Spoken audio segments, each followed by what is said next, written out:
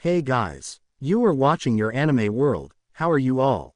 Please support to subscribe this channel for watching new interesting stories. So in this video, we will see what if Deku became the all-powerful Omni Hero. Here is short summary. His goal in life was to be a hero, and along with the gifts that he has gained, he will be one. But before we start, if you want more stuff like this, then be sure to subscribe and like this video. And if possible, share this video with your friends. Now let's start the story. A green-haired teen was walking through the forest as words flew through his head. I don't think you can be a hero. Find an attainable dream.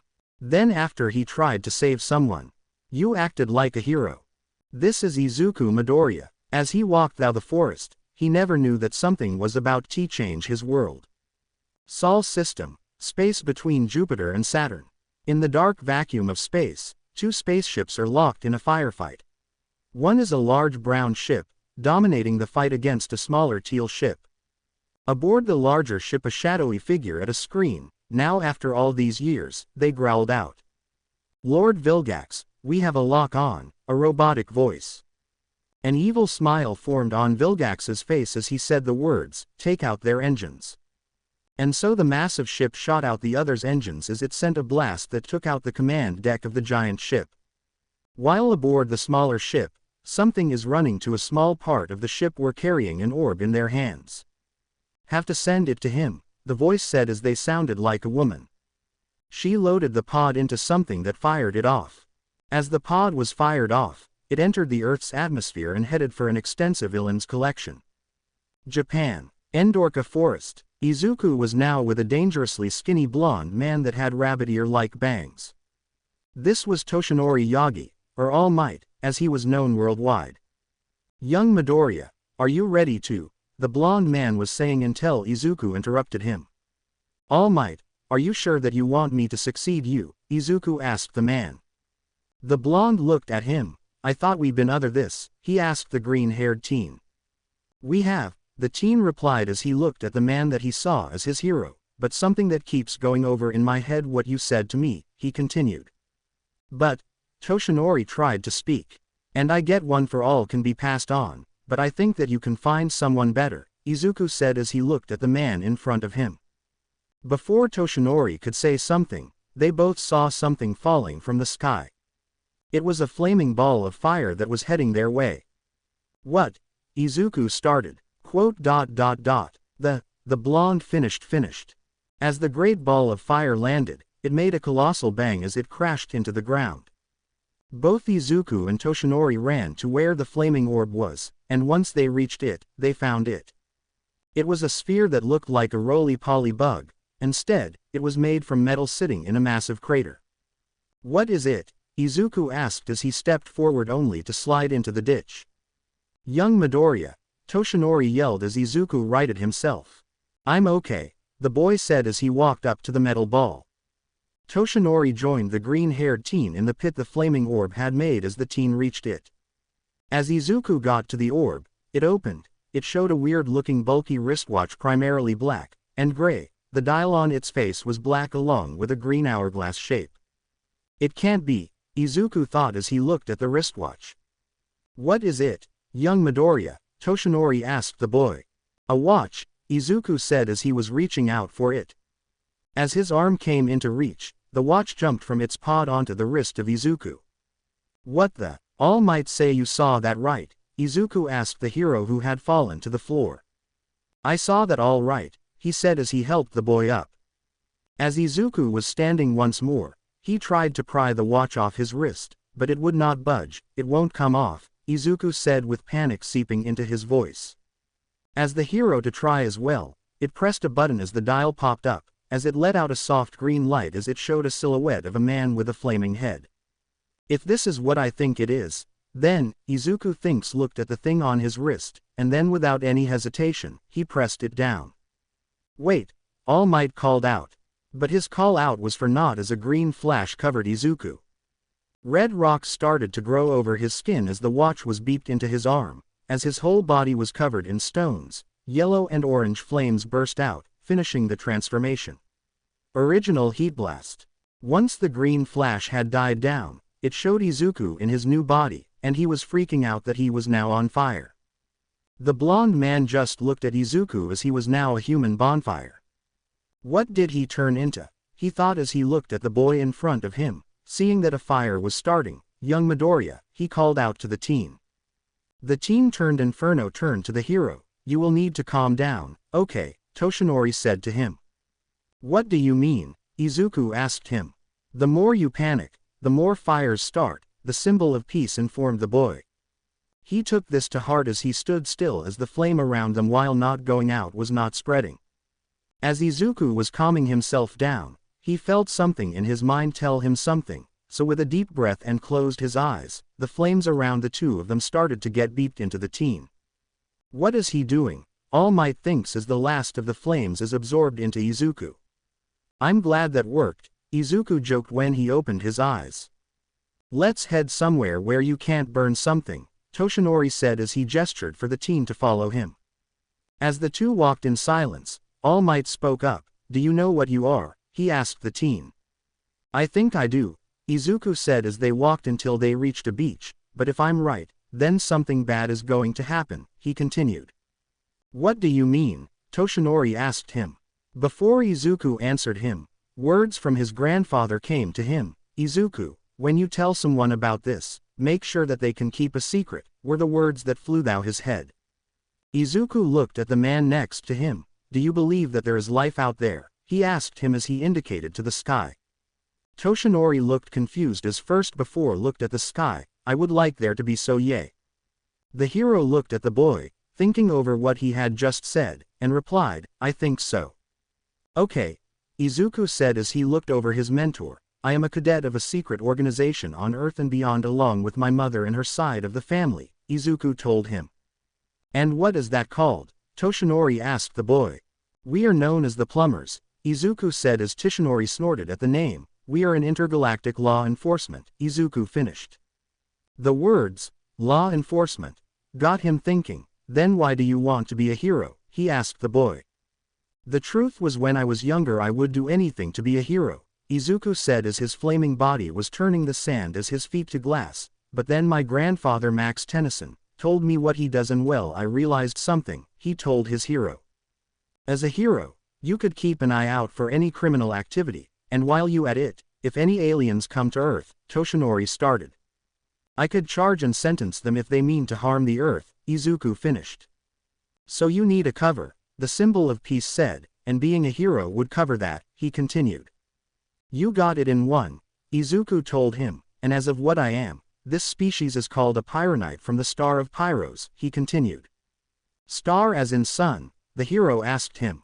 Oh, yay, Izuku said as he looked at the dial on his chest, and if this watch is what I think it is, then the Earth is in more danger than ever, he told the hero.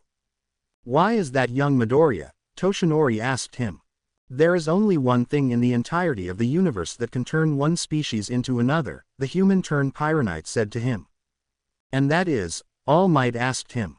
The dial on Izuku's chest started to flash red before he back to being human, the Omnitrix, and it is the greatest tool and most dangerous weapon in the universe, he told the hero.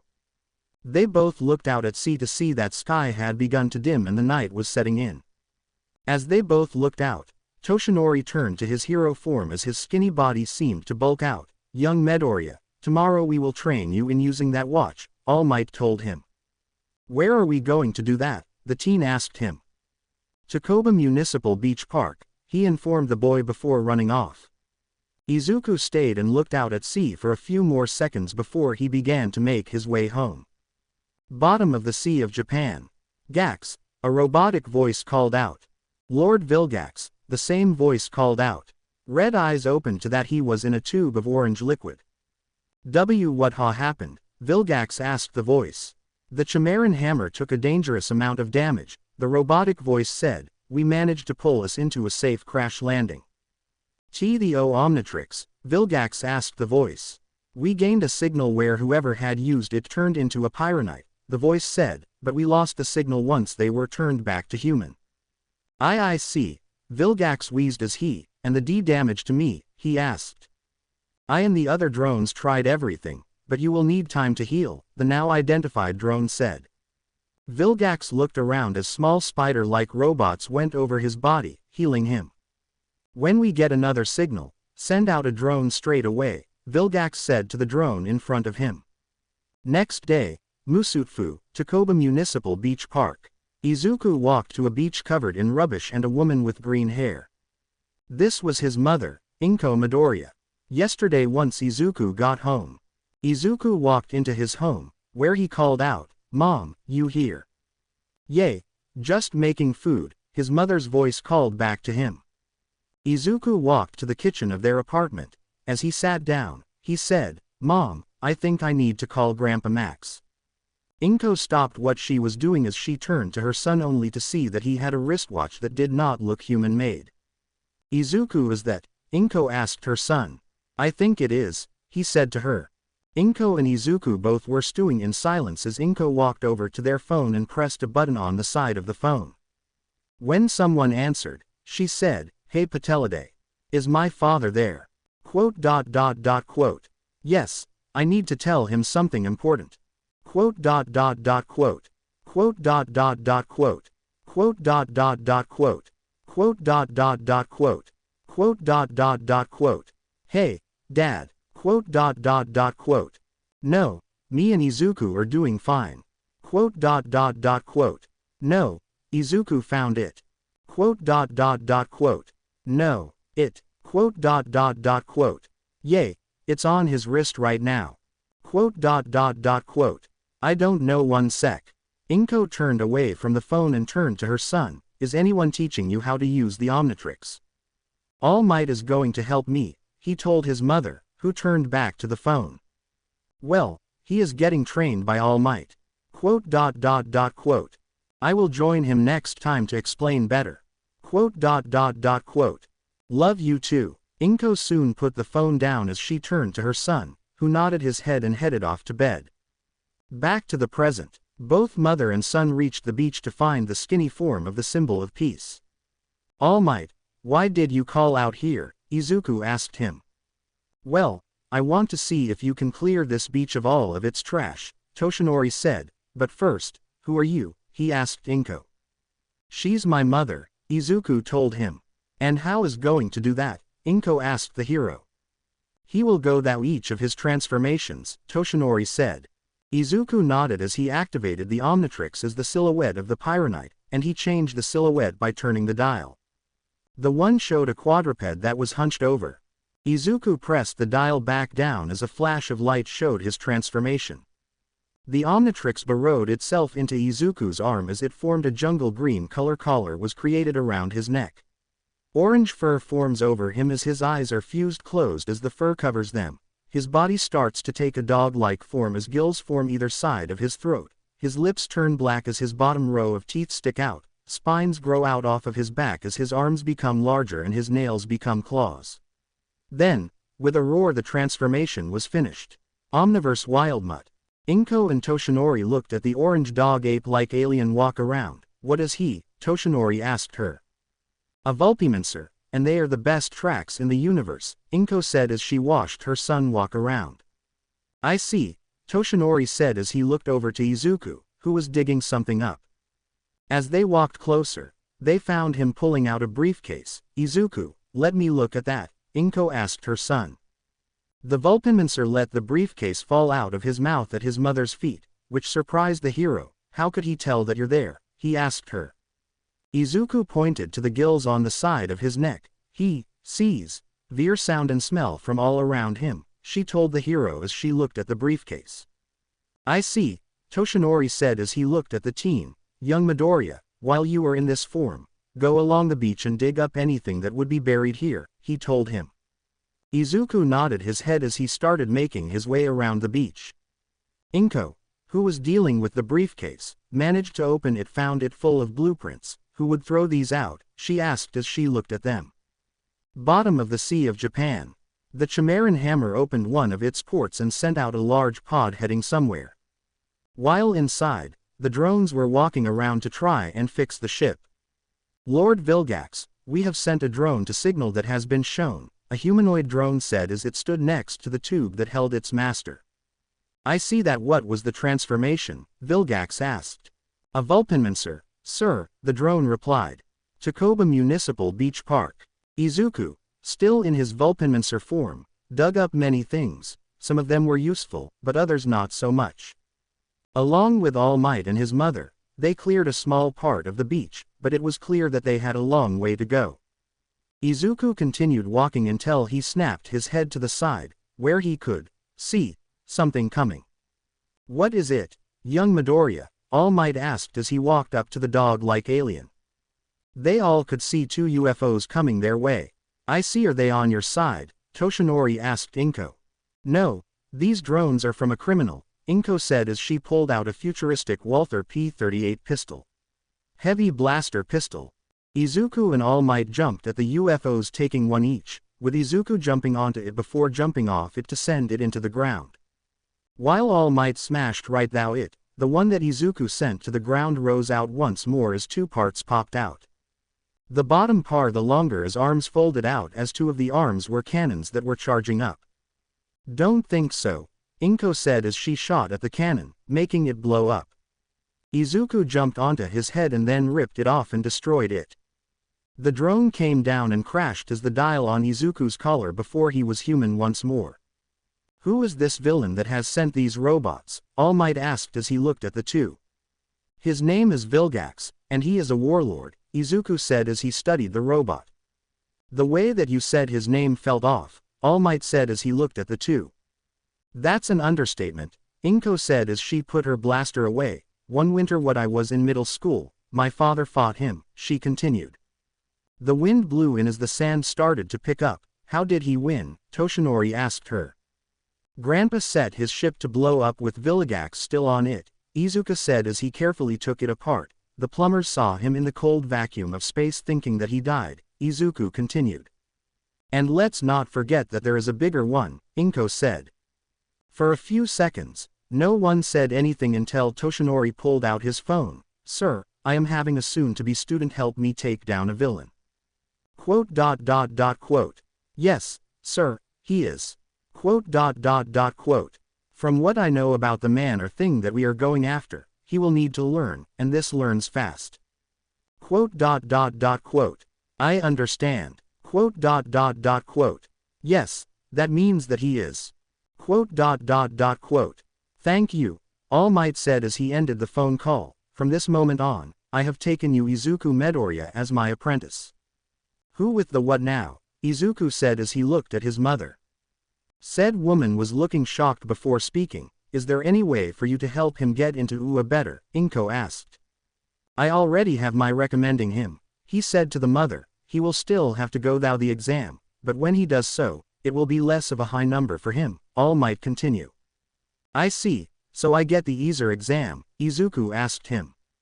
No, you get the same exam as everyone else but, All Might told him. But he does get a different day. So without the glitter or the glamour, Inko asked. The three made their way in the direction that the drones came from. As they see smoke rising from something, they realize the big one. Lady Midoriya, can you get everyone to safety? All Might asked her as she nodded her head and ran off. All Might turned to the younger Midoriya, who activated the Omnitrix, turned to another silhouette, and pressed it down with a green light. He started transforming. Izuku's arms started to become encased in a blue-green crystal as his legs and torso became a purple rock-like substance. 4 jagged crystals burst out of his back as his head turned into the save crystal as his arms looked sharp. Alan Force Diamond Head. When the light fades, it shows that Izuku was in his new form along with All Might. The giant drone turned to them. Species, Petrosapian. Threat level, medium, it said as it then turned to All Might. Species, human. Specimen, All Might. Threat level, low. Low, and here I was thinking that I was high, All Might said to the crystal alien. Me too, Izuku said as they both ran at the robot with Izuku turned his hands into blades but was swatted them into walls of a house. Well, that wasn't what I had in mind, All Might said as he pulled himself out. Let's not do that again, Izuku asked him. We won't, All Might said as they got closer. It swung its arm once more. Izuku stomped his foot as a massive spike shot out of the ground and impaled the arm. As the robot was going to use its other arm that was also impaled, that will only hold it for a little bit, Izuku told the hero. Good, All Might said as he jumped at its chest with his fist cocked back, "'Cause I got to smash," he yelled as he barreled through the robot. The drone stood firm, but you could tell that it was losing power. Initial assessment change, All Might. Threat level, medium, it said as its head turned to the hero and shot out lasers at him. Before the lasers could hit, a crystal wall arose from the ground. The lasers hit the wall as they were redirected off of it. Then the lasers hit the robot in the head. It blew up as crystals formed around it. The crystal dome was created so that any rubble kicked up would not harm anyone. As people came back to see All Might standing with a man made from stone and crystal, "Hello everyone, I just want everyone to know that we," All Might said as he induced to both him and Izuku, "have stopped the robot and that this young man here is my apprentice," he continued as he grabbed Izuku and jumped away. As they land, they return to the beach while waiting for Inko, who asks, "What was that?" "When the world finds out that I have taken an apprentice, they will," All Might said as his body deflated to its cine form. "Try everything to find out who he is," he continued after he coughed up some blood. "And with me having so many forms," Izuku said as he looked at his mentor. "The only one that knows that Izuku is the Petrosapian is the plumber's Ines," Inko said as she started to piece it together. "And that remains will try their best to find out what they can and who he is," Toshinori said as Izuku added something. "And when the UA Sports Festival happens," Izuku said. "And you become the Petrosapian," Inko added. "Then they would know because he will be getting trained but by not only me as a hero," Toshinori finished. "So, let's continue," Inko said as Izuku got back to work clearing the rubbish from the beach. As Izuku, he would sometimes walk up to them and hand them something like books, electronics, and gadgets from outer space on the rear case. As the watch timed out and he was human once more, his mother came over with a book in her hands. "Izuku, this could help you," she said as she handed it to him. "The Ways of Juken," Izuku said as he opened the book. "First to meditate and find the beast with you and call on it," Izuku said as he sat down. As he sat in lotus passion, he listened to the waves helping him focus. "How is getting it so fast?" Toshinori asked Inko. She just smiled at him then looked at her son with a mother's love. "No matter what it is, be it sports or anything, he will always give it his best and never moan about it," she told the hero. "Now, that's a true hero," Toshinori said as he looked at the boy. "I know what you're feeling," Inko said as she looked at the hero, "and I know that look," she continued. "What's that?" he asked her. "The look of a father that is proud of his son," Inko said as she looked at the hero. "What about your husband?" Toshinori asked her. "Ex-husband," Inko corrected him. "What?" Toshinori asked her. "My ex-husband was the Sun Hero, Nova Master," Inko spat as she looked at Toshinori, "as well he was cheating on me with his sidekick Witch Raider." As they talked, they failed to see that an aura took over Izuku, and it started to give off a golden light that began to get brighter. They both turned back to the light take the form of a lion that sat in front of Izuku. Izuku opened his eyes to see the lion looking back at him as it walked around him before literally walking into him. "So I'm a lion," Izuku said as he picked up the book to continue reading. "True," Inko said as she walked over to him. "You're my little cub," she told him. For a few minutes, Izuku trained in Juken to learn how to use his lion spirit the best way possible. After a while, Izuku was able to transform once more, and so he pressed the Omnitrix down and with a green light. The Omnitrix was beeped into his skin turned blue with as his body started to take the form of a velociraptor, his feet became orbs, and a black pointed helmet formed around his head. His fingers merge into three-fingered claws, his lips turn black as stripes run under and in between his eyes. Along his tail are 4 blue stripes on his tail. He is wearing black pants and a turtleneck-like shirt with a jungle green stripe on the center. Omniverse XLR8. Once the flash was over in front of them seemed to be a velociraptor if their eyes were not fooling them. "What do you think?" he asked in a squeaky voice. "That all we need for you to be Kinesilaran," Inko said in a joking way. All Might looked confused. "What do you mean?" he asked her. "Well, Kinesilaran is the fastest aliens in the universe, and Izuku has a habit of talking fast," was all Inko said to him. "Oh, I get it," Toshinori said as he got it. A visor covered Izuku's face as he sped off, taking the tech and books home while taking the trash to the local dump and recycling joint. When he rejoined them on the beach, he realized they had lost him. How fast he was moving. Sorry, he said to his worried mother. It's fine, she said as he walked up to her son. There's still more trash around here, she said as they looked around. I got it, Izuku said as he sped off once more. Toshinori looked at her. He loves you, he told her. Bottom of the Sea of Japan. Have we gained any information from the drone? Vilgax asked a drone. Cuz it sent a video back here, we can determine that a human child has but the Omnitrix on their wrist, the drone said to the warlord. We were led back here because of the Omnitrix, only for it to fall into the hands of a child, Vilgax snarled. Me and the other drones have done a scan of the human's biology, Lord Vilgax, another drone informed the man. And, Vilgax asked, from what we know, this human is the grandson of Max Tennyson, the drone said to him. That name brings me back, Vilgax growled. Do you want us to send out more drones? The first dun asked. No, Vilgax said as he looked at the data. You will gather all information of this planet, its so-called heroes in each form that human takes, he ordered. The second drone left while Vilgax turned to the, from this moment on, we are going to put my healing to the main priority, he told the first. Yes, sir, the drone said before leaving. Now it's your move, Vilgax said as he laid his eyes on the screen that had the pictures of Izuku's transformations. The next day, after school, Takoba Municipal Beach Park. Okay, you how showed us 4 of your 10 transformations, Toshinori said as the beach is now about 45% done. Okay, Izuku said as he activated the Omnitrix and turned the dial until he picked one that had 4 arms. And with a flash, he was transforming. His skin turned red, and 2 more arms burst out the sides of his chest. His arms grew in muscle mass as his went from 4 fingers to 2 gold waistbands, as well as black pants and 2 golden sashes that went across his chest.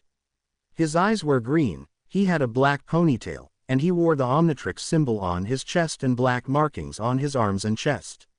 Heroes united 4 arms. 4 arms, he yelled once the transformation was over. What was that? Inko asked her son. Well, I thought about giving each one of my forms a hero name, he said as he started doing some heavy lifting. That is a good idea, Toshinori said as he nodded his head, so tell us the names.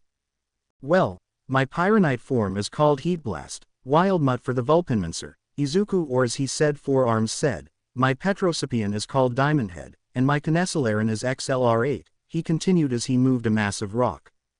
These are good names, Toshinori said as he sat down, and some are what they are like with this guy. He has 4 arms, so 4 arms is spot on.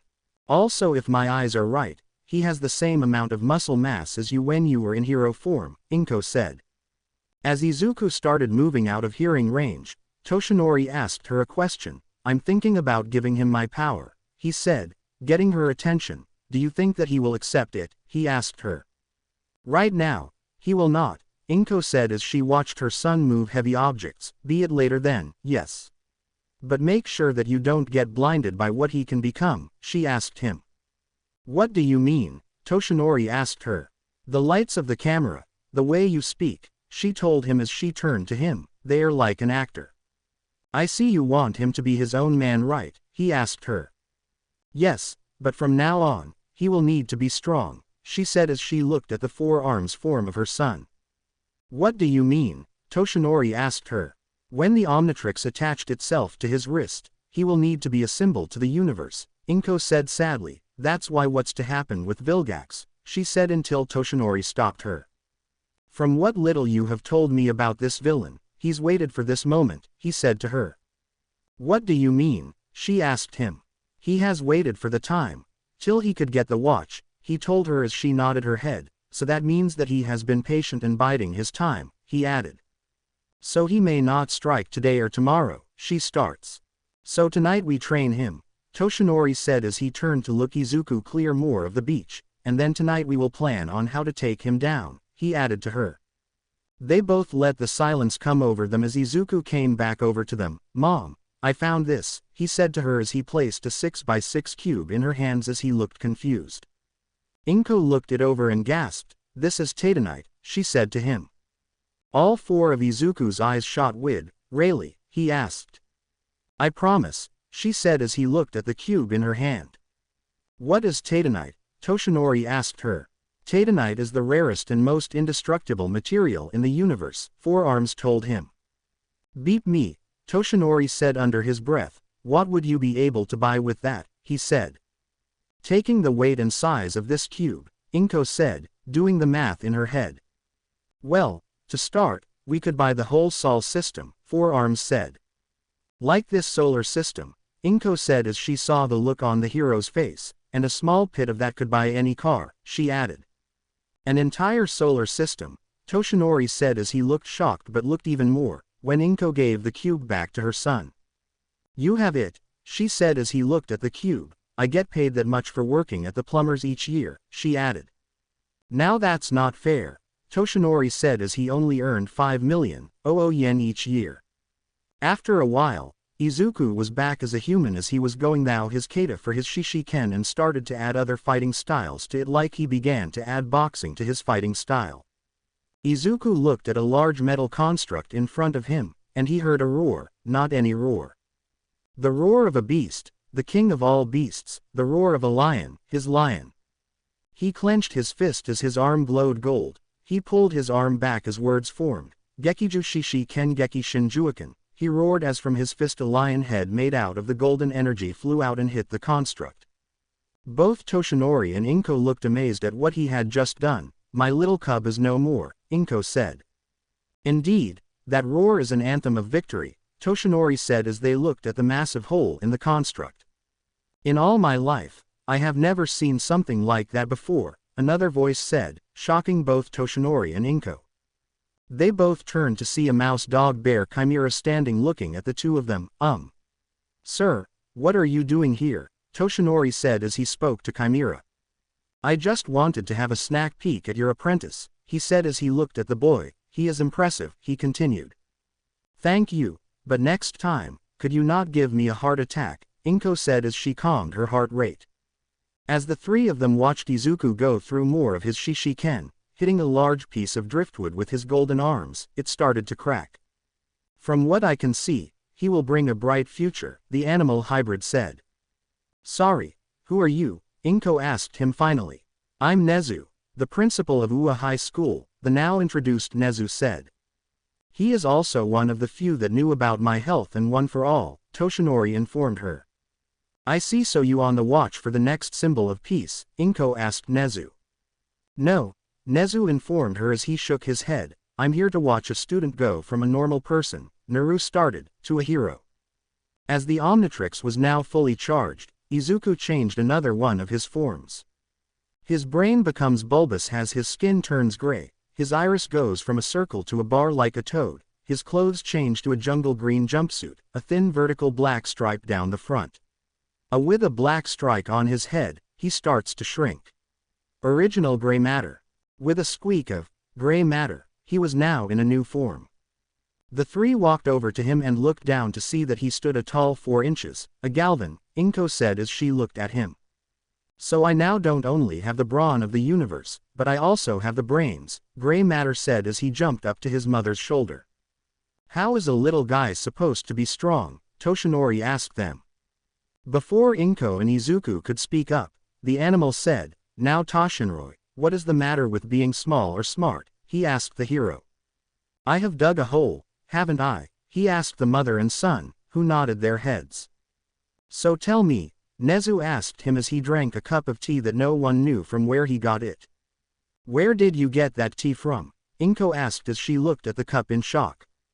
What were you expecting, champagne? Nezu asked her with a mischief-filled smile. No, but you practically summoned that tea out of nowhere, gray matter said to him. I always carry tea on me to that when I talk to all the kings and queens of the hero world, Nezu said before it took a sip. I can be calm. Sir, what I meant was that, the hero said as he drew a blank. While Toshinori talked with Nezu, Inko and gray matter walked away. So mom, how do you all the politicians will handle a human team with the Omnitrix? Izuku asked her. Now, Toshinori, I know that you have been praised for your muscle, both of them heard Nezu say to them. My best guess is that they will wait and see, she told her son. Well, my hero name is All Might, Toshinori told him back. So that means that you don't use your brain, Nezu asked him. Well, no, but, Toshinori said, so why is that a problem? The principal asked him. There is nothing wrong with it. I apologize, All Might bowed to the animal hybrid. Are you both okay now? Inko asked them. They both nod. I have a question, Gray Matter spoke up. Yes, my boy, the principal of UA asked. As someone who turned up today, Gray Matter started, is anyone else going to be joining us? He finished. Well, there may be one more, but she's, Nezu started. Different, Toshinori stated. Both mother and son look at each other, confused as Nezu added, 13, the space hero has dreams of meeting aliens. So when she meets me, I have to be careful so that she, the Galvan asked. Don't fall into any pitfalls, Toshinori said. Of course, we mean metaphorical pitfalls, Gray Matter added as Nezu. And along with the fact that you are a part of an intergalactic law enforcement, he added. I see that woman will need help, Inko said as she put her son next to a large pile of electronics. They all see that Izuku started taking the electronics and making something out of them. Using an old laptop as a base, he started building and fixing it, and before anyone could say anything, the old and broken laptop had become new and improved. Although it did not turn on. Wow, Nezu said as he walked over to the laptop, all it needs now is power, he said as he looked over the laptop. And for that, he would need an alien with electrical power, Inko said as she looked over the laptop, and if this works, it would be a level 9, she told them all. Damn, that's a long way from Earth Teach, Izuku said as he tried to fiddle with it to make it work. How long away? Toshinori asked her. Years and years, Inko said as she did some mental math, so that about 3,000 years from now. I see, Nezu said as he took this in. Izuku then moved on to making a phone as he chased the pieces from all over the beach. And there he goes again, but this time it's a phone, Inko said as she looked at the start of it. Same level, I take it, Toshinori asked her. Yes, Gray Matter said as he finished the phone off. So he is using his brain the best way they know how, Nezu said as he looked at the phone on the beach. The Galvan, their leader, is the intelligence, Inko said as her son finished working on the phone. After another 9 minutes of working and building tech, he turned back to human. Some of the phones are for you, Izuku said as he indicated to the batch of phones. How many are there? Nezu asked the young man. 55 phones and 55 laptops, Izuku said. Well, other than the ones that I gave to you 3, that is, he continued as he rubbed the back of his neck. If we can find a way to power them, we can give them to the student of the hero courses, Nezu said as Toshinori nodded his head. 3 cheers for Izuku, Inko said as she clapped her son on the back. The 3 adults started carrying the tech to a faraway car, so Izuku began to go thou some karate, along with boxing and his Shishiken.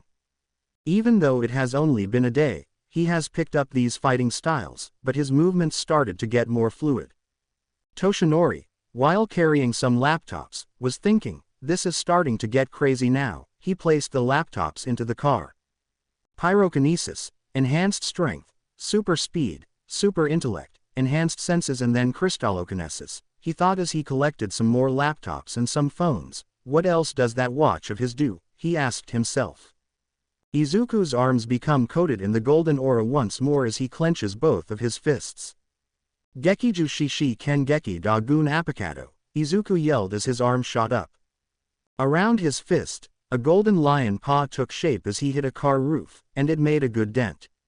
He then used the palm of his other hand and struck the roof with a roar of Gekiju Shishi Ken Geki Dagun Saramu. As the palm hit the top of the car, the golden aura was blasted out. And where there was a dent was now a hole. But Izuku was shaking his hands to rid some numbing from them. Note to self. As more key to the fists when using that one, he said to himself. Inko walked over to her son as he managed to get the numbing out of them as she said, have you tried to use your Geki Waza jet? Izuku looked at her confused. What? He asked her. Your Geki ways, Inko repeated to her son. No, not yet, he told her. Have a try, she told him as she pointed at a large pile of metal. Izuku nodded his head as he formed a golden aura around him as he held his arms out with both his middle and index fingers pointed up and his thumbs sticking out. Geki Ju Shishi Ken Geki Waza O Dan, he yelled as he pulled his arms in before thrusting them out. The aura shot out of him, forming a lion as it ran full speed at the pile of metal. It barreled thou, and they sent all the metal flying. That is the king of beasts, Nezu said as he looked at the golden lion. You will always surprise me, won't you? Toshinori asked him. I'm needing to at this point, Izuku said as he shrugged his shoulders. Nezu looked at the teen and said, you are going to need more. But he's not ready for one for all, Toshinori said to the chimera. That is not what I mean, Nezu told him as he looked at the boy before turning to Inko. Are there any more fighting styles that he can learn? He asked her. Inko thought as she went through everything in her head. Well, yesterday when Izuku found the book on the fighting methods, there was another one, she said as she reached into her bag and pulled out a book that said, Dying Will Flames, what are they and how to use them? I think that will work nicely, Toshinori said as he nodded his head. No, Izuku said as he was getting what the principal of UA was saying, but it's a start, he continued. What are you thinking? Inko asked her son.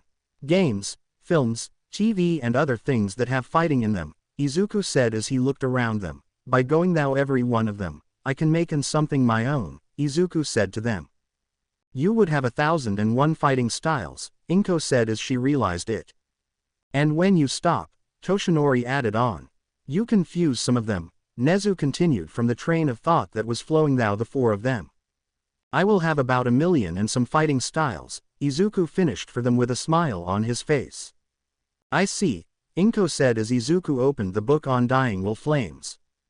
To find your Dying Will Flame, you must look within yourself, Izuku read as he, when looking for the flame or flames within you, you must know that there are two types of flames, Izuku continued as he sat cross-legged. If you feel the sky above you, you have the Dying Will Flames of the sky, or if you feel the ground resonate with you, you have Dying Will Flames of the earth, Izuku said as he turned the page of the book, but it only listed the types of flames. So he sat and meditated for a good few hours as the Omnitrix was now fully recharged. Do you think that we should wake him up? Inko asked the two of them. The way I see it, get a few more minutes, Toshinori said as he looked at his successor. What do you think? Inko asked the animal hybrid. I think that he will awaken soon, he said, and as if he spoke a spell, Izuku's eyes opened. Izuku turned to them as Inko asked, so is it the sky or the earth? The sky, Izuku said as he held out his hand as 8 flames danced in his palm. But we are not here to watch you use these flames, Nezu said as he pointed to the Omnitrix. I now, Izuku said as he nodded his head and activated the Omnitrix and turned to another silhouette, and pressed it down. Lines of green circuitry patterning started to run all over his body, most of his body turning black while the torso was green with black circuitry patterning. His eyes fuse into a green ring as the Omnitrix dial is now within the green circle, and so with a yell of, upgrade, he was done. Omniverse upgrade. Inko looked at the form that her son had taken and then turned to the symbol of peace. Drive the car here, she told him. Why? He asked her. If I remember correctly, Inko said as he looked at the metallic sheen that was on Izuku or upgrade, he is a galvanic mechamorph, and they can make any and all tech better, she told him. To help his mother, Izuku walked over to his new laptop and sank into it as it turned black with green circuitry patterning all over it, and after a few seconds, he jumped to his new phone. The laptop looked sleek and said of the art, and when he was done, it was the same as with the phone. Alienware M15R6 gaming laptop and Alienware Android phone concept. Who would have thought, Toshinori said as he jogged off to get to his car. He returned with it and started taking out laptops and phones, and it was not long until they were all done. They could power them all up and put it back into the car. And it took all of Izuku's 10 minutes of transformation time, so he was back as a human, and so they all left so that they could get ready for the next day. The next day, Izuku was waiting for his mother, Toshinori and Nezu to arrive, and it took them a good 2 hours, and well, the beach was 87% done. I can do this, Izuku said as he called forth an orange flame over him, but he let it die. The reason was that All Might, who was his hero form, someone that looked to be an astronaut which Izuku knew as 13, his mother and Nezu, arrived. Young Midoriya, let us move on to the next of your transformations, All Might said. Right, Izuku said as he scrolled until the following form looked like it had wings, so he pressed it down. The Omnitrix beeped itself to his arm as it turned green with 3 clawed hands covered by black gloves. His body turned to an insectoid type of body. His clothes changed to that of a full-body jumpsuit that was jungle green. His head turned black as his eyes were fused shut and 4 eye stalks burst out of the side of his head. His legs turned to painted legs as another 2 formed, a pointed tail developed, and wings burst out of his back. Stinkfly, he yelled as he finished his transformation. Original Stinkfly. Well, the name's aped, Inko said as she covered her nose. Indeed, Nezu said as he and Toshinori also covered their noses. What is he? 13 asked Inko. Lepidopteran, Inko told her. Izuku tested out his wing, and it started to feel like second nature to him. I get it now, he said as he buzzed overhead. Nezu looked at him and realized it as well. You are right, my boy, he told him. The 3 others looked confused as 13 asked, what is it? When I change, the Omnitrix tells me what I can do when I transform, Izuku told them. I believe the words you are looking for is instinct, Nezu told him as he looked at the 3 as Inko realized something. Like when you hear Wildmet, you knew how to walk around and for you to see, she said as Toshinori finally got it.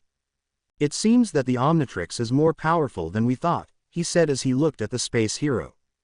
Izuku flew over them and started to test out his form as he shot out a slime-like substance from his eyes. Now that's nasty, All Might said as he looked at the slime. 13 walked over and looked at it and placed one of her hands in a thinking pose. What else can this stuff do? She asked out loud. From what I heard, it can put out fires and an immobilizing adhesive, Inko told her. I can choose on what I want, Stinkfly said as he flew and landed next to them. I think that I also have a flammable liquid toxin, he told them. Now, that is indeed handy, Nezu said as the bug alien looked at him without turning his head. Those eyes of yours are freaky, Toshinori said as he looked at the bug form of his apprentice. Anything else you can do? 13 asked him as she studied the body of the boy-turned-alien.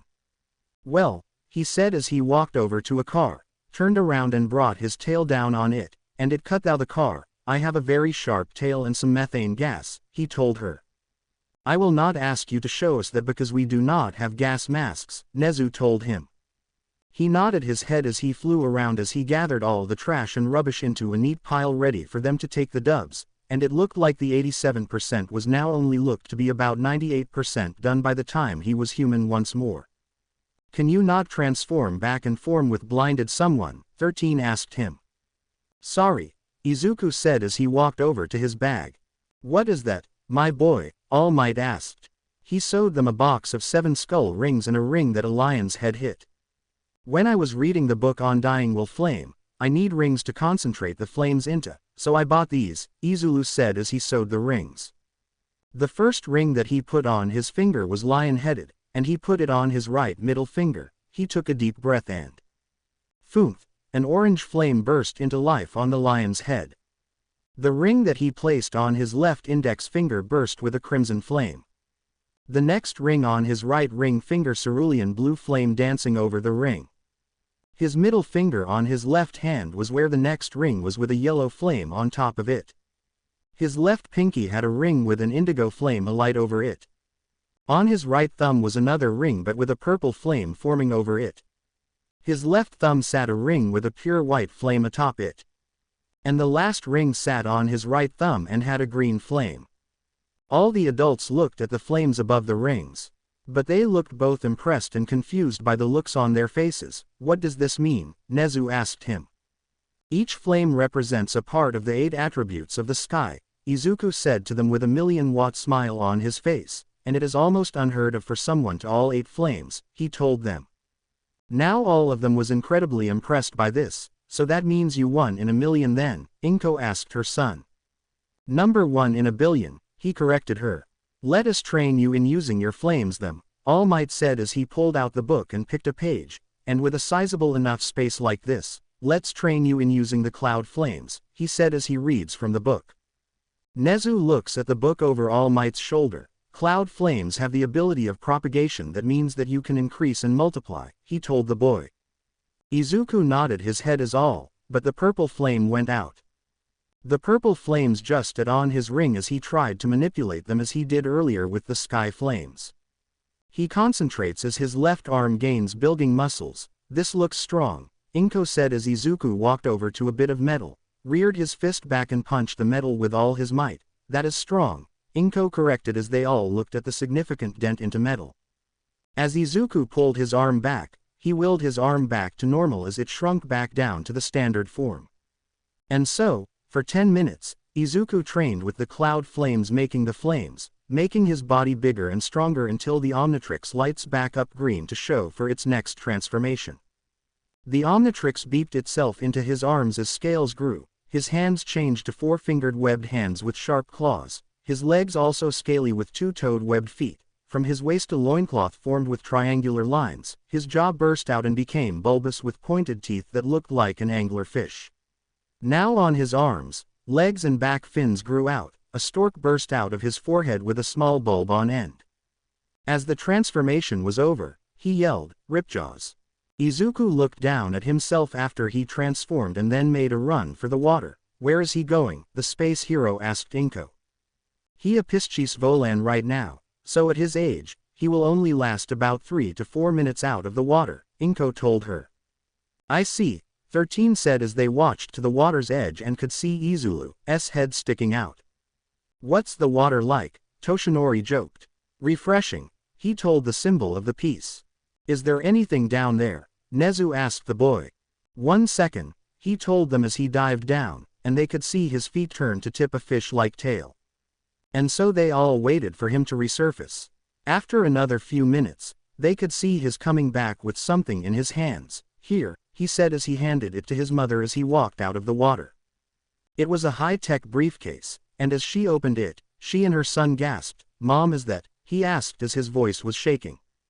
This got the full attention of the heroes. "Yes," Inko said as her voice was also shaking. "What is?" Nezu asked before Inko pulled out a communicator. "This is Plumber Agent Inko Junipa Tennyson Midoriya. I have the space cube. I repeat, I have the Tesseract," said into it as she walked away. "Young Midoriya, what is the Tesseract?" All Might asked him. "Something that can end the world in the wrong hands," Izuku said as he looked at the cube in fear. "What can it do?" 13 asked as she looked at the cube that sat harmlessly in the briefcase. "Can make level 2 tech to level 10, Izuku told them as they now started to show fear. "Well, 2 of them did, and to this day, we have still yet to learn anything about it," he told them. "And where has it been for so long?" Nezu asked as he closed the briefcase. "Till this day, we never knew where it was," Inko told them as she walked closer, "and all we knew was that it was on Earth," she continued. "What's going to happen to it?" 13 said after All Might told her about tech levels. "When Izuku and I go home, we will take it with us, and then tomorrow someone will pick it up and make sure that it does not get into the wrong hands," she told them. The dial on Izuku's shoulder starts to flash before he is changed back to human. They all moved back to the training area with All Might carrying the briefcase in his hands. "Let us try another flame," Inko asked as she picked up the book and read it and said, "Use the sun flame next," she told her son. Izuku nodded his head as the ring burst with yellow flames burning. And the cuts, scrapes and other things started to heal as if they were not even there. "So I was right," she said as everyone turned to her. "What is it?" Izuku asked his mother. "Sun flames heal you when you are injured," she told him. Izuku notes that she was right and realized something else. "I have all my energy back as well," he told her as he let the flame die out. "Izuku, tonight before you go to bed, you will use your sun flame to give yourself some healing," Inko ordered her son, who nodded his head. And so Izuku was going through more of his kata of his 3 fighting styles, and before the Omnitrix was charged once more, he turned it to the last of his 10 forms. But he did not press the core back in. Seeing him hesitate, His mother looks at him. What is it? She asked him. Well, the reason that I'm shouting their names is that I've been transforming into them and been coming up the names, Izuku confessed. Oh, I know, Inko told him with a small smile. Oh, he stutters as he looks at them. It's just that this transformation is hard to control, he told them. Hard to control how? 13 asked him. Well, other than the instinct, I can hear another voice in my head telling me to do something, and sometimes I feel like I'm not in control of this from, he tells them. What form is it? Nezu asked him. Ectonorite, he said as his mother looked at him. Transform into them, and then we will work from there, she told him. Izuku nodded, gathered his courage, and pressed down the core of the Omnitrix, and the transformation starts. His legs fuse as his skin and clothes merge into a gray skin like a bag that was over his body, and all of you know what it hides, as black lines forms all over his body, as his head rotated so that the bottom with the mouth is in the top and the top of the skull was on the bottom. The dial of the Omnitrix is barely visible through the skin, and with an eerie whisper of, Ghost Freak, the transformation was over. Original Ghost Freak. Izuku floated there looking at them as his lone eye moved along the black lights that ran over his ghostly body. Are you feeling okay, kid? 13 asked him. So you back once more, a voice that only Izuku can hear said to him. The voice is there, Izuku said to them. They all looked at Inko, who was going over her son with a critical eye. Who are you? She asked. Mom, Izuku started, but she held up a hand. Not you, honey, the voice, she said as she looked at him with a deadly eye. What do you mean, Lady Midoriya? All Might asked her. Ectonorites have a way of cheating death by leaving a part of themselves alive in something, she told the hero. Your mother is a brilliant woman, the voice said to him. Tell her the High Ecto Lord of Anor Trancel says hi, it told him. It is the High Ecto Lord of Anor Trancel says hi, Izuku said to her. Inko's eyes went wide as he said that. Izuku, I only want you to turn to this form as a truly last resort, and I mean true last resort, she ordered him. Why is that? 13 asked her. It may not be tonight or anytime soon, but this bastard is trying to come back, Inko told her. And that is bad. Why? All Might asked her. I like him, the High Ecto Lord said to Izuku. Let's say that he is one of the worst beings in the universe, and there is a universe-wide holiday celebrating his death, Inko told them. Now this is interesting, the voice in Izuku's head said. Mom, I promise I will do as you say, Izuku said as he hid his head. Mommy's boy, the voice in his head mocked him. What was this being's name? Nezu asked Inko. His name is, Izuku said before he gripped his head. Now let me do my revel when I deem it necessary, it said to him. Young Midoriya, All Might called as he went over to his apprentice. I'm okay. He wants us to know that when he is ready, then he will let me say his name, Izuku said. Nezu looked at Izuku and could tell that he was using everything in him not to let the other one win, and so he asked, Mr. Midoriya, did you start reading about what you will need for the exam? Yay, Izuku said, his eye moved to look at the chimera. I like that, Nezu said as he kept a metal timer in his head on how long the teen had until he changed back. He still had 8 minutes and 35 seconds left. Do you know what you will be doing? 13 asked Izuku. A written exam and then a physical exam where I will have to fight robots, Izuku said. So I will use 4 arms, Heat Blast and Diamond Head as well as my human form, Izuku told them before saying, and maybe XLR8 if needed. Why do you say that? All Might asked him. 7 minutes and 23 seconds left. Well, this is a school for people who want to be heroes, so why would it only be for those that can destroy robots? Izuku said as he rubbed his chin. You were sharp but wrong, Nezu told the boy. Ah, and I roar thou the robots, it will be an anthem of victory, Izuku said as he puffed out his chest. Why'd you say that? Inko asked him.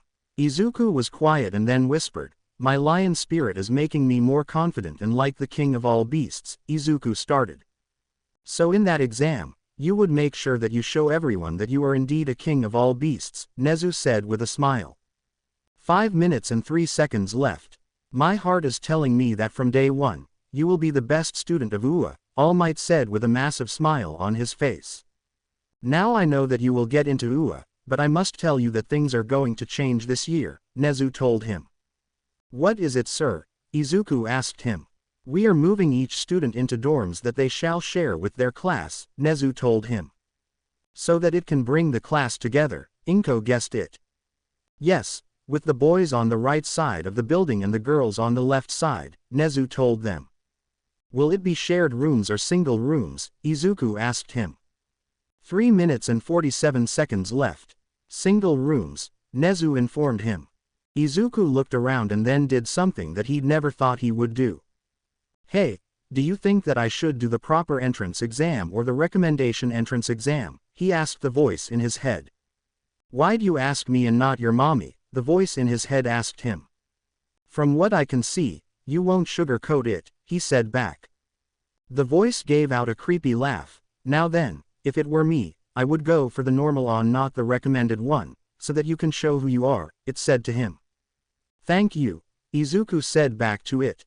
1 minute and 9 seconds left. Principal Nezu, can I do the normal exam please? Izuku asked the Chimera. Why would you want to do that? He asked the boy. I don't like having special treatment, Izuku said, but then went on to say, from now on, I would like to be treated as a regular student entering UA, not one that is on a recommendation, Izuku said as a smile grew on the animal hybrid's face. Very well, but, Nezu said as he looked at the boy, for the written exam, you will get the same exam like the ones that are recommended and then you can fight some robots, he continued. 10 seconds left. It seems my time with you is up, the voice in his head told him. 9 seconds left, so do me a favor. 8 seconds left. As you use my body, you are representing both of us. 7 seconds left. We should never look bad. 6 seconds left. So I will give you some advice. 5 seconds left. When there are villains out there. 4 seconds left. I will need you to remind them that things go bump in the night. 3 seconds left. Now then, I must go. 2 seconds left. Do come back again, he told him. 1 second left. And then he was human once more. He looked at his mother and said one thing. When I get home, I will so put a night light in. That is a smart idea, Nezu told him. And let's not forget that you've changed to all 10 of your transformations, 13 said as she tried to bring a smile onto their faces. Good work, young Midoriya. When you get into UA, we will continue to train, All Might told him as he looked at the boy. And so everyone went their separate ways as Inko looked at her son. Come on, let's get back home, she told her son. Izuku was carrying the briefcase that held the Tesseract as they got home. Izuku put the briefcase onto the table and washed him with his sun flames. And he then went to bed. Chimeran Hammer. And so, Lord Vilgax, we have gathered information on all of his transformations, a drone said to the warlord. I see, Vilgax said as he looked at the data on the screen. My cybernetics will need to stand up against them, he told them. And they will also come with a boost to your natural strength, Lord Vilgax, the drone told him. Good, Vilgax said with an evil smile. We have also gathered information of the heroes of this world, it told the warlord. Come on, then show me, he demanded the drone. First, we have Tensai Ida, or otherwise known as the Turbo Hero. Ingenium, the drone said as he showed a man in armor. His power is called Engine, where they are located in his arms, the drone said as the computer highlighted the pipes on the man's arms. I see, who is next, Vilgax asked. Sand Hero. Snatch or Sajin Higawara, and as his name suggests, he can control sand, the drone told him. The image was of a man with a bandana and a cool-looking mustache shown. Weak, was all he said as the drone brought up the next one. Mirai Sasaki has the power to look into the future, and he is called Sir Night Eye, a drone said as a man dressed in a suit. And so the drones show image after image along with a brief description of what they can do. And finally we have All Might, or Toshinori Yagi. We not know what his power is as no one knows, the drone told him. Can you say that back to me once more? Vilgax asked the drone with a growl. We not know what his power is, the drone repeated. Vilgax growled as he thought about this and gained a thought in his mind. Send out a message to every bounty hunter homeworld and tell them that we will pay them their weight in Titanite if they succeed in a mission. A lot of drones come over to hear him as one spoke up. Yes, Lord Vilgax, a drone said as it made its way back to a console. Someone send a message to Vilgaxia and tell Siphon to get his ass here. Vilgax growled at another who ran off to message his lord's home planet. Send a message to the home of the number siblings, Vilgax told another. As the drone ran off, he spoke once more. Tell Sunder that I once again require him. Another of his workers moved to a communicator. Tell Krob that I will need him once more, and make sure that you tell him about his reward as well, Vilgax told this evilly. Tell Sweet Eels Sparklefunk if he comes and does this job that we will call his department to me finished, he yelled to another who ran to convey the message. Make sure that you tell Tunderpig that his target eats pigs and cows that will make him come here, Vilgax told one as if it was on a whim. Make sure that you tell that Two-Head Oaf Tummyhead if he comes to the backwater planet, he will get a handsome reward, Vilgax told another.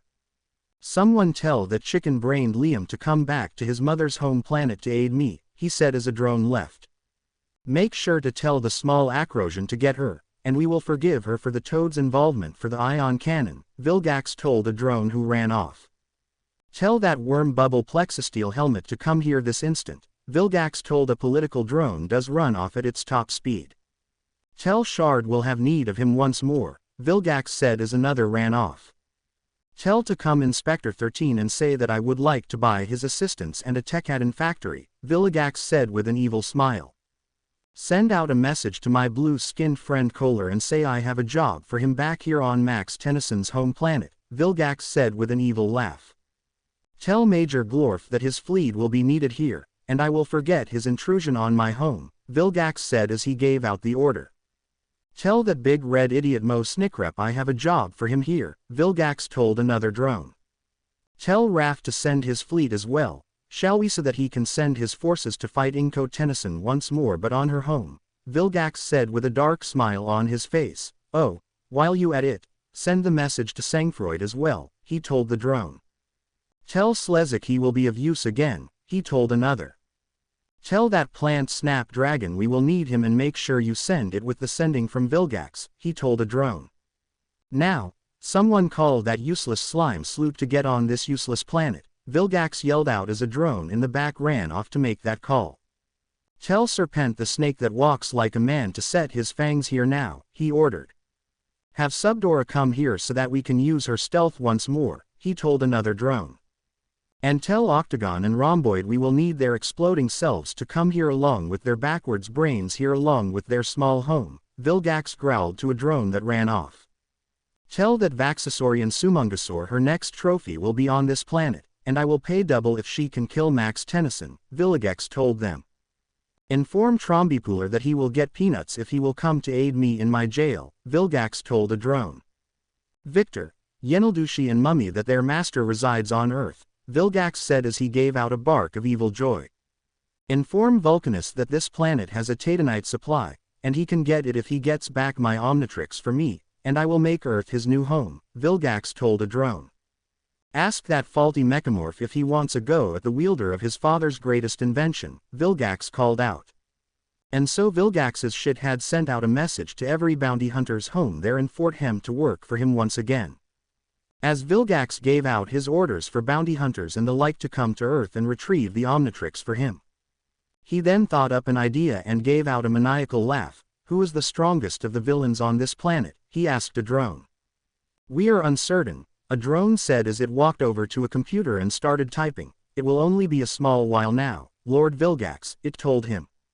And so Vilgax waited for the information to come to him. And he started to plan what to do.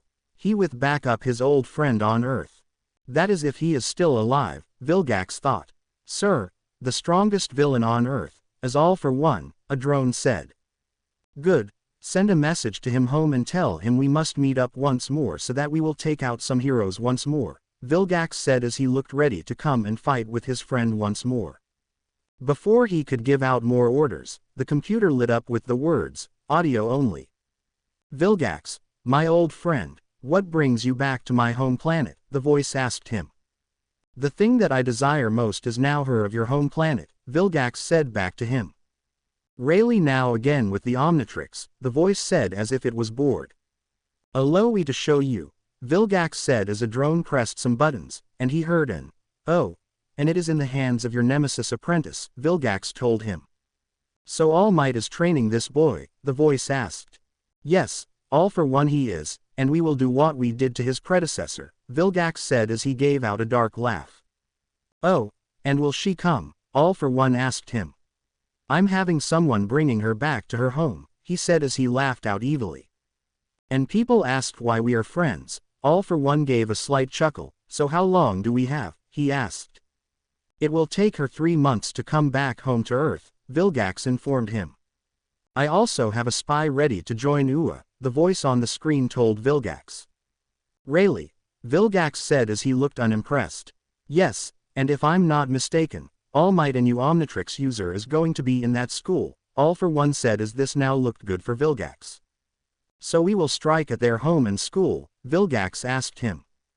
"Not only their home and school," All for One corrected him, "but their never order. Each building will be hit again and again so that we will know who to turn to our side." "Who else have you got on your side?" Vilgax asked. "I have the grandson of Nana Shimura, and he has begun to gather more people to our side," the symbol of evil told the warlord. "And more will come," Vilgax added as he was thinking back when he remembered the little boy that was always with his friend.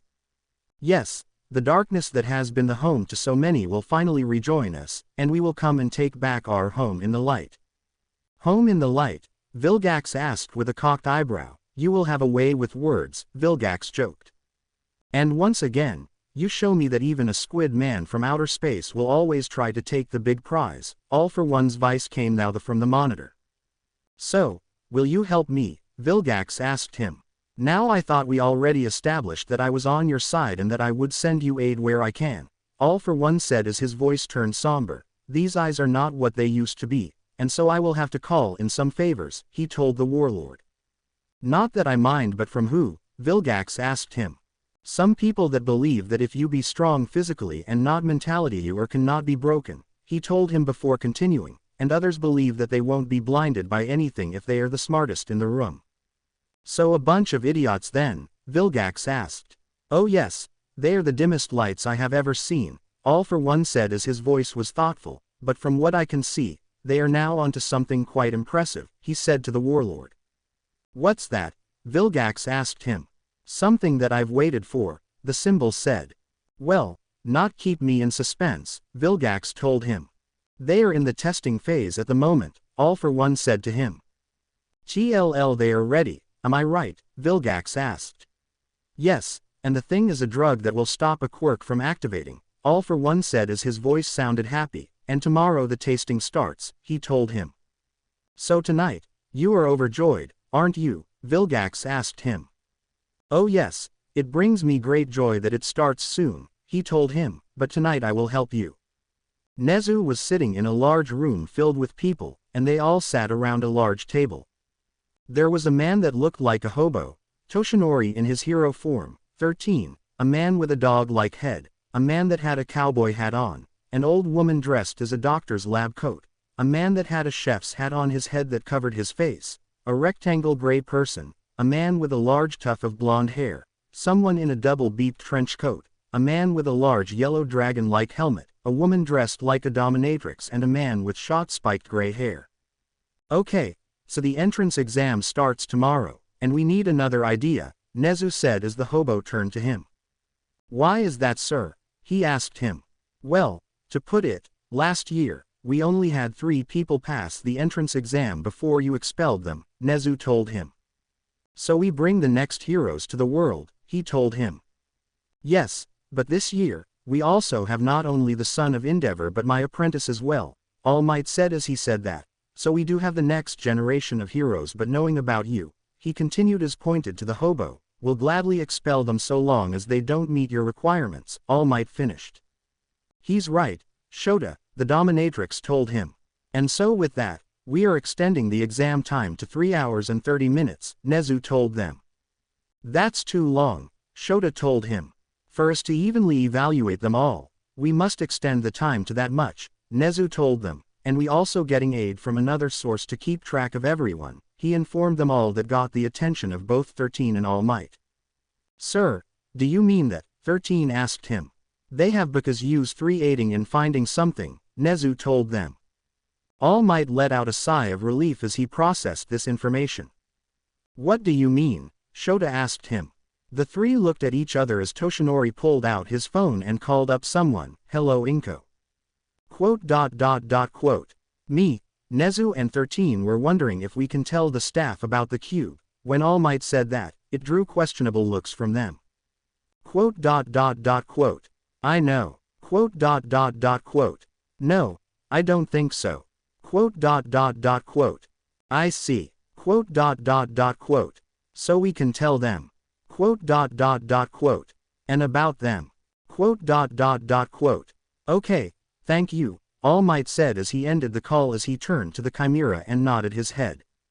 We have partnered ourselves with an agency called the Plumbers, Nezu told them as the screen behind him. And they are an intergalactic law enforcement, 13 added for them. And alongside one of their agents, we found something that is very dangerous, All Might told them. How dangerous? The gray-skinned man asked them. Well, Ken, the object is called the Tesseract, and it is unknown what it can do, Nezu told him. A picture of the Tesseract was shown to them behind him, along with everything it could do. How many lives has this thing taken? The elderly woman asked them. From what we and the Plumbers have managed to gather is that it's in the range of thousands, Nezu told her. And let me tell you that could if still going on, All Might told them all. The man in the helmet looked at the tech level part and asked, what does it mean to make level 2 tech to 5? Let me just say that it would not be in our lifetime, Toshinori told him. And then some, 13 added, but it is about 3,000 years from now, she told him. Now that shocked, we are only level 2, he asked 13. Yes, we are, Nezu told him. That is something, he muttered. Shota looked at all the information they were given then asked a straightforward question, why are we doing this? The animal hybrid looked around the room and said something that got them all on edge. A few days ago, a villain came to Earth chasing something, and that something could spell danger if it falls into his hands, Nezu told him. As everyone processed this, All Might spoke up, my apprentice is the one that has the thing that he is after and just, so I let you all know now that he is quirkless, he told them. Everyone looked shocked by this as the man in the trench coat yelled out, he could kill himself in this line of work. Oh, I don't think so, All Might said as the screen showed a clip of a green-haired child glowing gold while moving faster and shooting out a lion's head from their fist. He uses a fighting style called Gekijiken Shishiken allows him to use these moves. They looked shocked as someone that they thought was weak break metal with just a fist. Then there is this, he said as the screen showed another clip. The boy had rings on his fingers that seemed to light up with flames before showing him different flames. These are called the dying will flames of the sky, All Might informed them as they watched as clips played.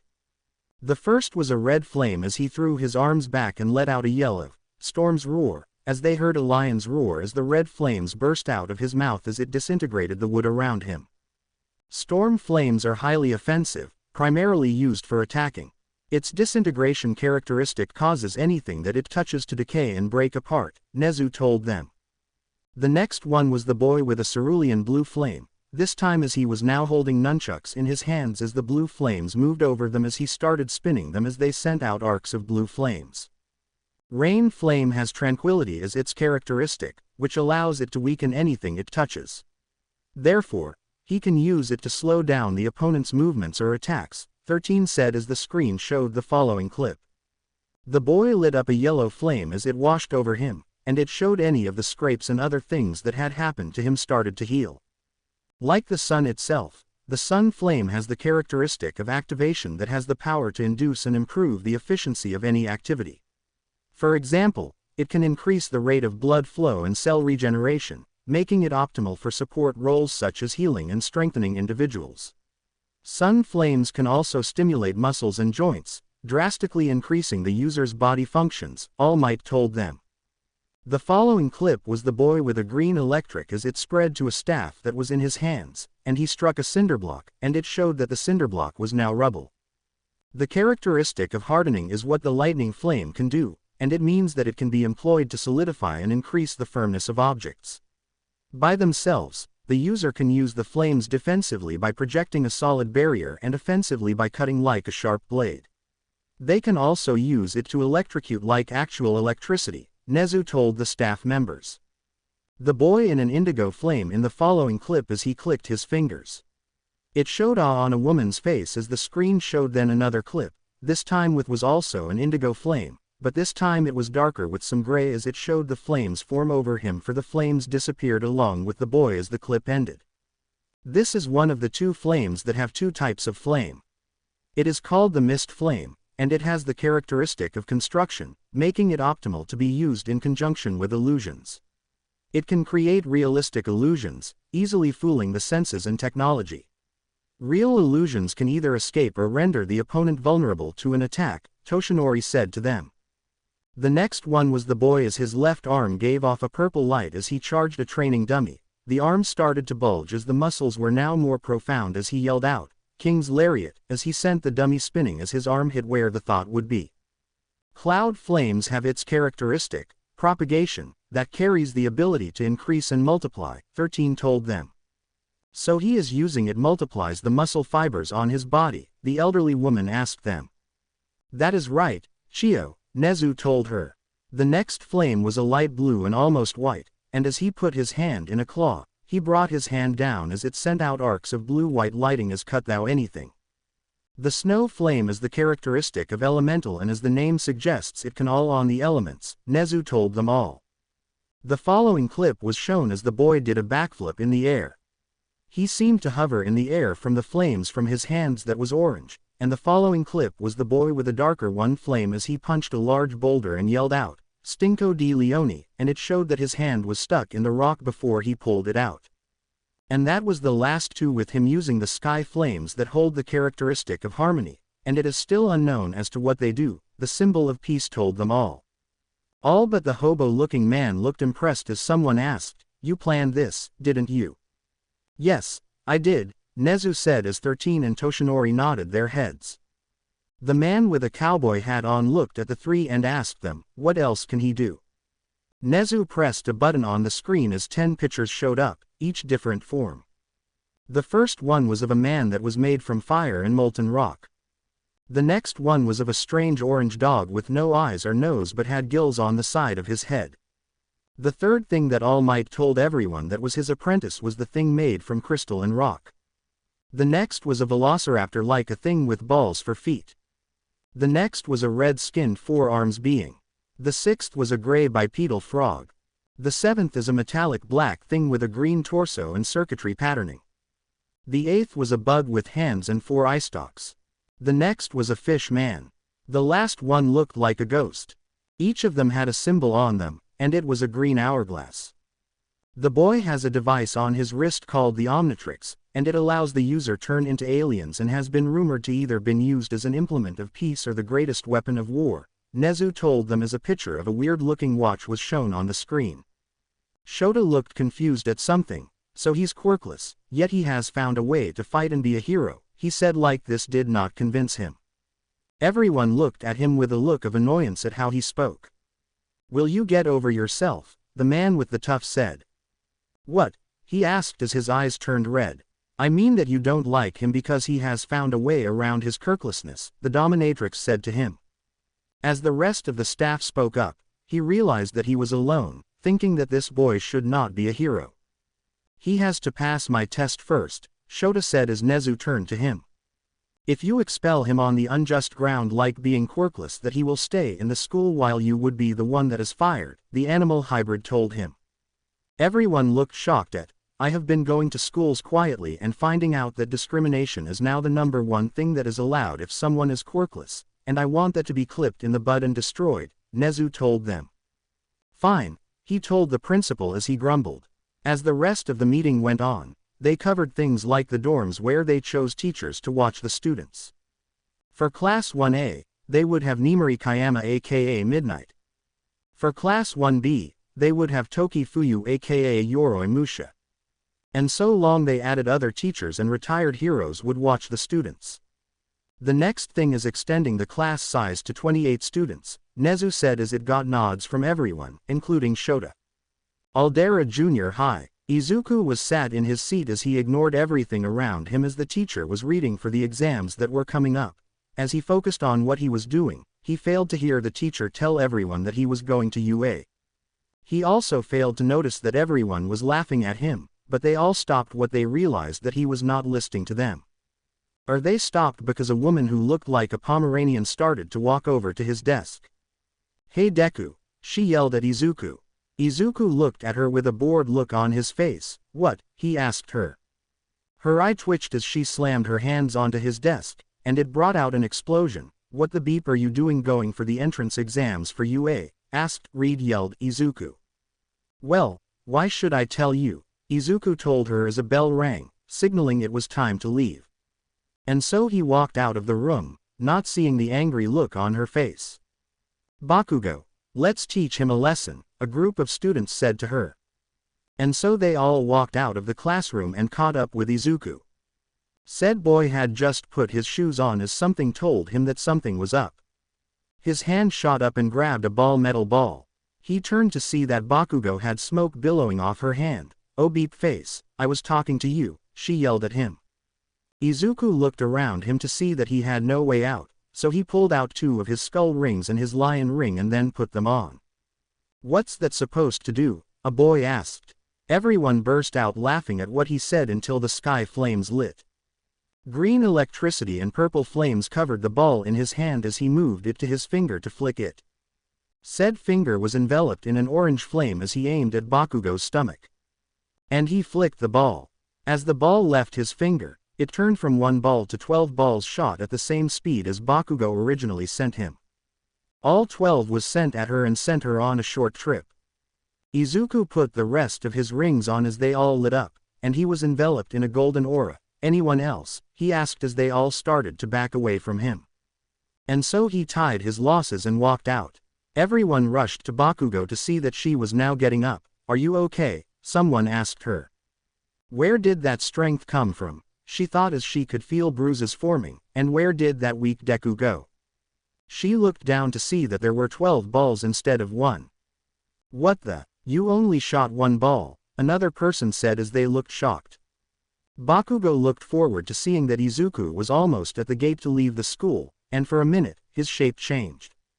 To a 4-set green lion with a golden mane, it turned to her and had orange eyes. It let out a roar, and she was back to seeing Izuku, who looked at her with his green eyes but heard the same regal look like the lion. The one look told her something. He is to be the king of heroes. Before he walked out of view, she felt something with her call out to that look. If he was to be a king of the hero world, then he would need a queen. And she Katsuki Bakugo would be his queen, and if he wanted more women, she would allow it.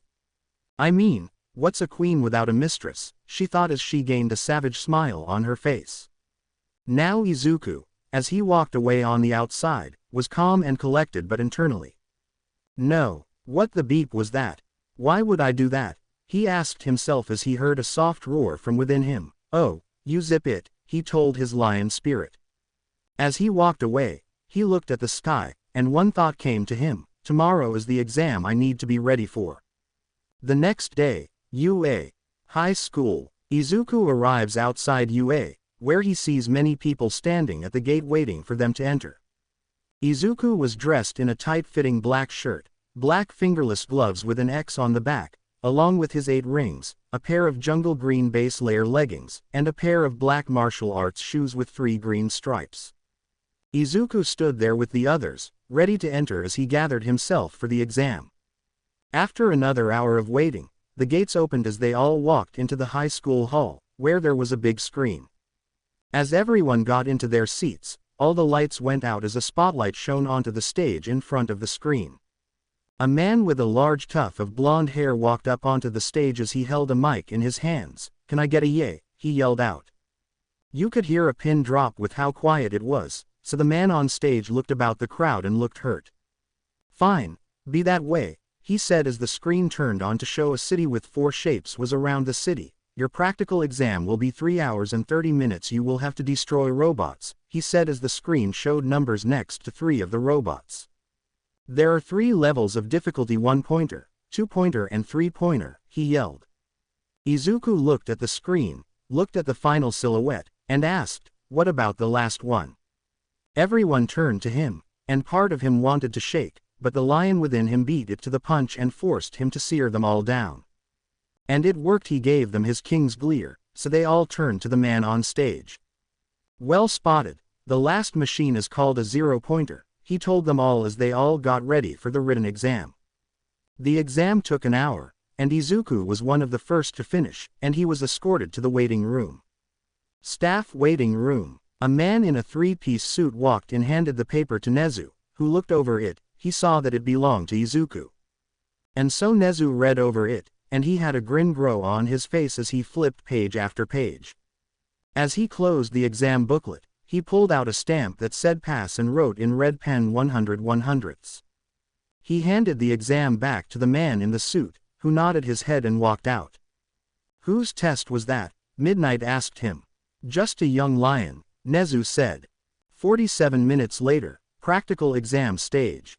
Izuku found a place to meditate while waiting for the exam to start, and while he was doing so, a girl with brown hair walked up to him.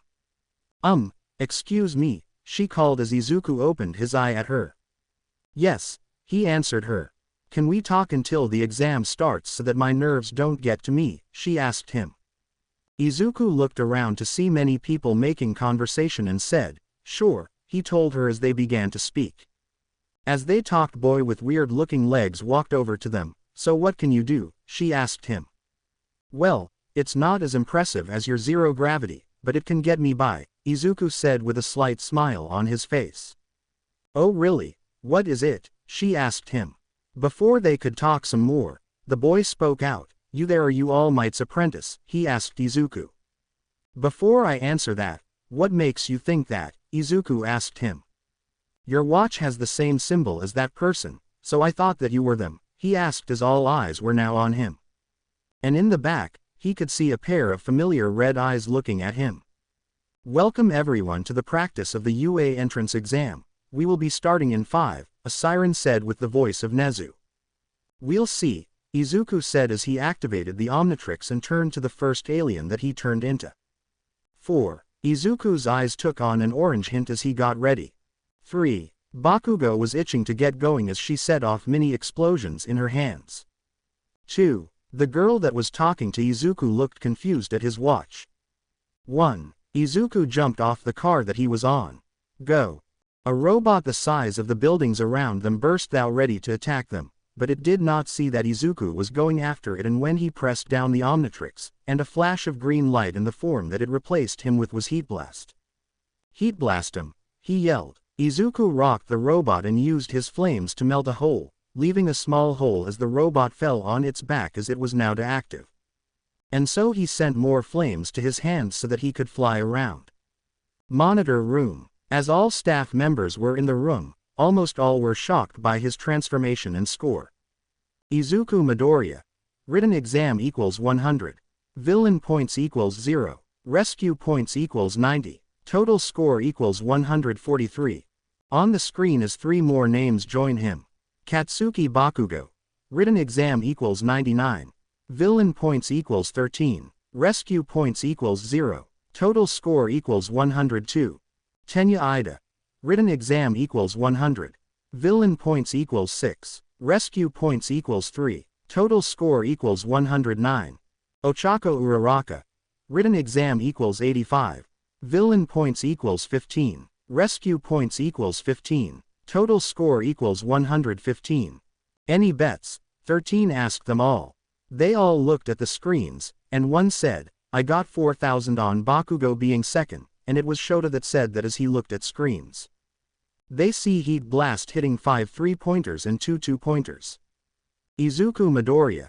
Written exam equals 100. Villain points equals 19. Rescue points equals 90. Total score equals 209. After another 9 minutes of waiting, they saw Izuku turn back to human surrounded by 10 1-pointers and a 3-pointer. "If he can fight them like this, then I will expect him to be a hero," Shota thought as he watched the screen.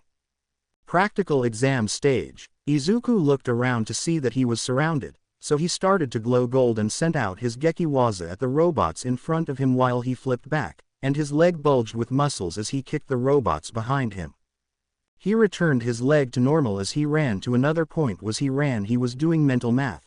That's another 13 to my score, so that makes it 32 points, he said to himself as he could see a ginger girl on the floor as a 0-pointer was coming after her.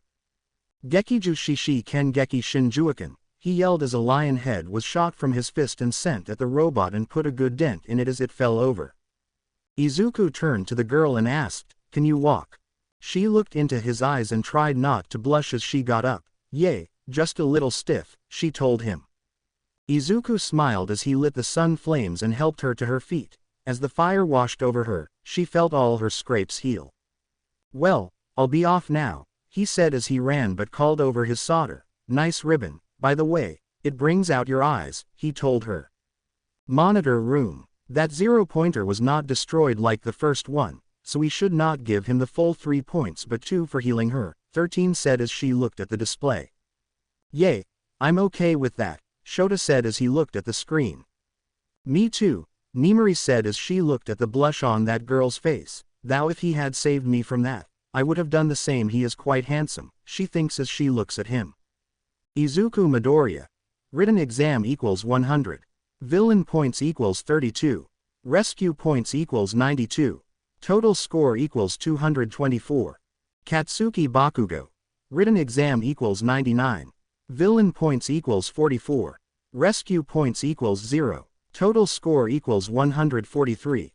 It seems that young Bakugo is keeping second place, All Might said as he looked at the screen. But for how long will she keep it? Nezu asked as he saw her head for a large clump of 1-pointers. Katsuki Bakugo. Written exam equals 99. Villain points equals 64. Rescue points equals 0. Total score equals 163. I think that I'm taking home the pot, Shota said as he gave out a creepy smile. And that is 10 minutes, All Might said. Izuku transformed once more, this time into 4 arms, and it used an arm of a 2-pointer to crush a 1-pointer and then use it on the 2-pointer. Izuku Midoriya. Written exam equals 100. Villain points equals 35. Rescue points equals 92. Total score equals 227. Practical exam stage. The Tetromond was running through a building to punch a robot in the face as its head was sent flying and was embedded in another structure. He turned to see that someone was heading for some help, so he joined them. "Need some help?" Izuku asked as he punched his way through. "Yay, I could use a hand," the boy said as his hands turned to replicate stone. "Good thing that I have 4. This isn't it," 4 arms said as they punched robots side by side. "Name's Izuku Midoriya, or when I'm in this form 4 arms, Izuku told the other boy. "I'm Eijiro Kirishima. Nice to meet ya," Kirishima said as they got rid of the last of the robots. As they wiped their hands, Izuku asked him, "So what are your points?" 37 he asked the alien. 45, Izuku told him. Before Eijiro could say anything more, 1-pointers started coming. "Well, good luck to you out there," Izuku told him as he rushed at some to the north while he rushed at the ones coming in from the south. Izuku as he got close to the robots, the Omnitrix started to flash red. "Okay, really now?" he asked as he was returned to his actual form. The robots still coming for him, Izuku coated his arm, his snow flames as they turned to water. He brought his arm down and yelled out, "Surface Slicer," as the water moved from his hand and cut all of them down. That's another 6, so that makes 51, and if I remember, it's 60 and over to pass, Izuku thinks to himself as he starts to run to another place.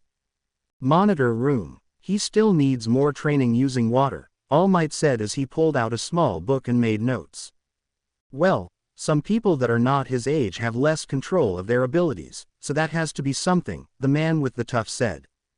Present Mike is right, Chio said as she looked at Izuku. Izuku Midoriya. Written exam equals 100. Villain points equals 51.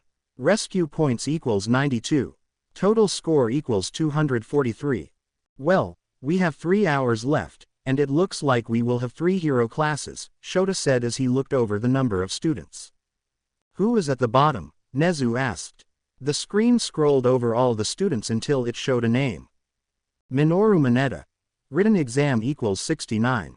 Villain points equals 12. Rescue points equals 19. Total score equals 100. Everyone looked at the screen, and they looked at what he had been doing, and they looked annoyed. His quirk pop-off is good, but it could use some work if he wants to be a hero, Midnight said as he looked disgusted at the midget. Just above his score is these ones, Shota said as two names came up. Hitoshi Shinso. Written exam equals 50. Villain points equals 25. Rescue points equals 35. Total score equals 110. Toru Hager. Written exam equals 50. Villain points equals 25. Rescue points equals 35. Total score equals 110. That young man's quick is surprising, but if given the right direction, he will be a great hero, Toshinori said as he looked at them, or rather one of them, and some gloves. As he returned his eyes to the leaderboard, he burst out in laughter as those around looked confused at what he was doing. What's so funny? Midnight asked him. You won't get it, he said as he calmed down but pointed at third place. Nezu and 13 also burst into laughter. Gwendolyn Tennyson. Written exam equals 100. Villain points equals 10. Rescue points equals 90. Total score equals 200. And that is another 10 minutes, 13 said as Izuku changed once more XLR8, and all they could see was a blur all over the screen. He's right now focused on saving people as a priority from building 0-pointers and other things, Nezu said as he called down from his laughter. I wonder if he'll find her, 13 asked out loud as everyone turned to her. What do you mean? Mike asked her. They are cousins via Midoriya's mother and Tennyson's father, 13 told them. Everyone looked confused as they turned to Toshinori, and Shota asked, who do you know that? Oh, he's dating Midoriya's mother, and when he found out, well, let's just say that that black eye from 3 weeks ago was not from a villain, Nezu said as he was laughing into his paw. Izuku Midoriya. Written exam equals 100. Villain points equals 51. Rescue points equals 137. Total score equals 288. Katsuki Bakugo. Written exam equals 99. Villain points equals 99.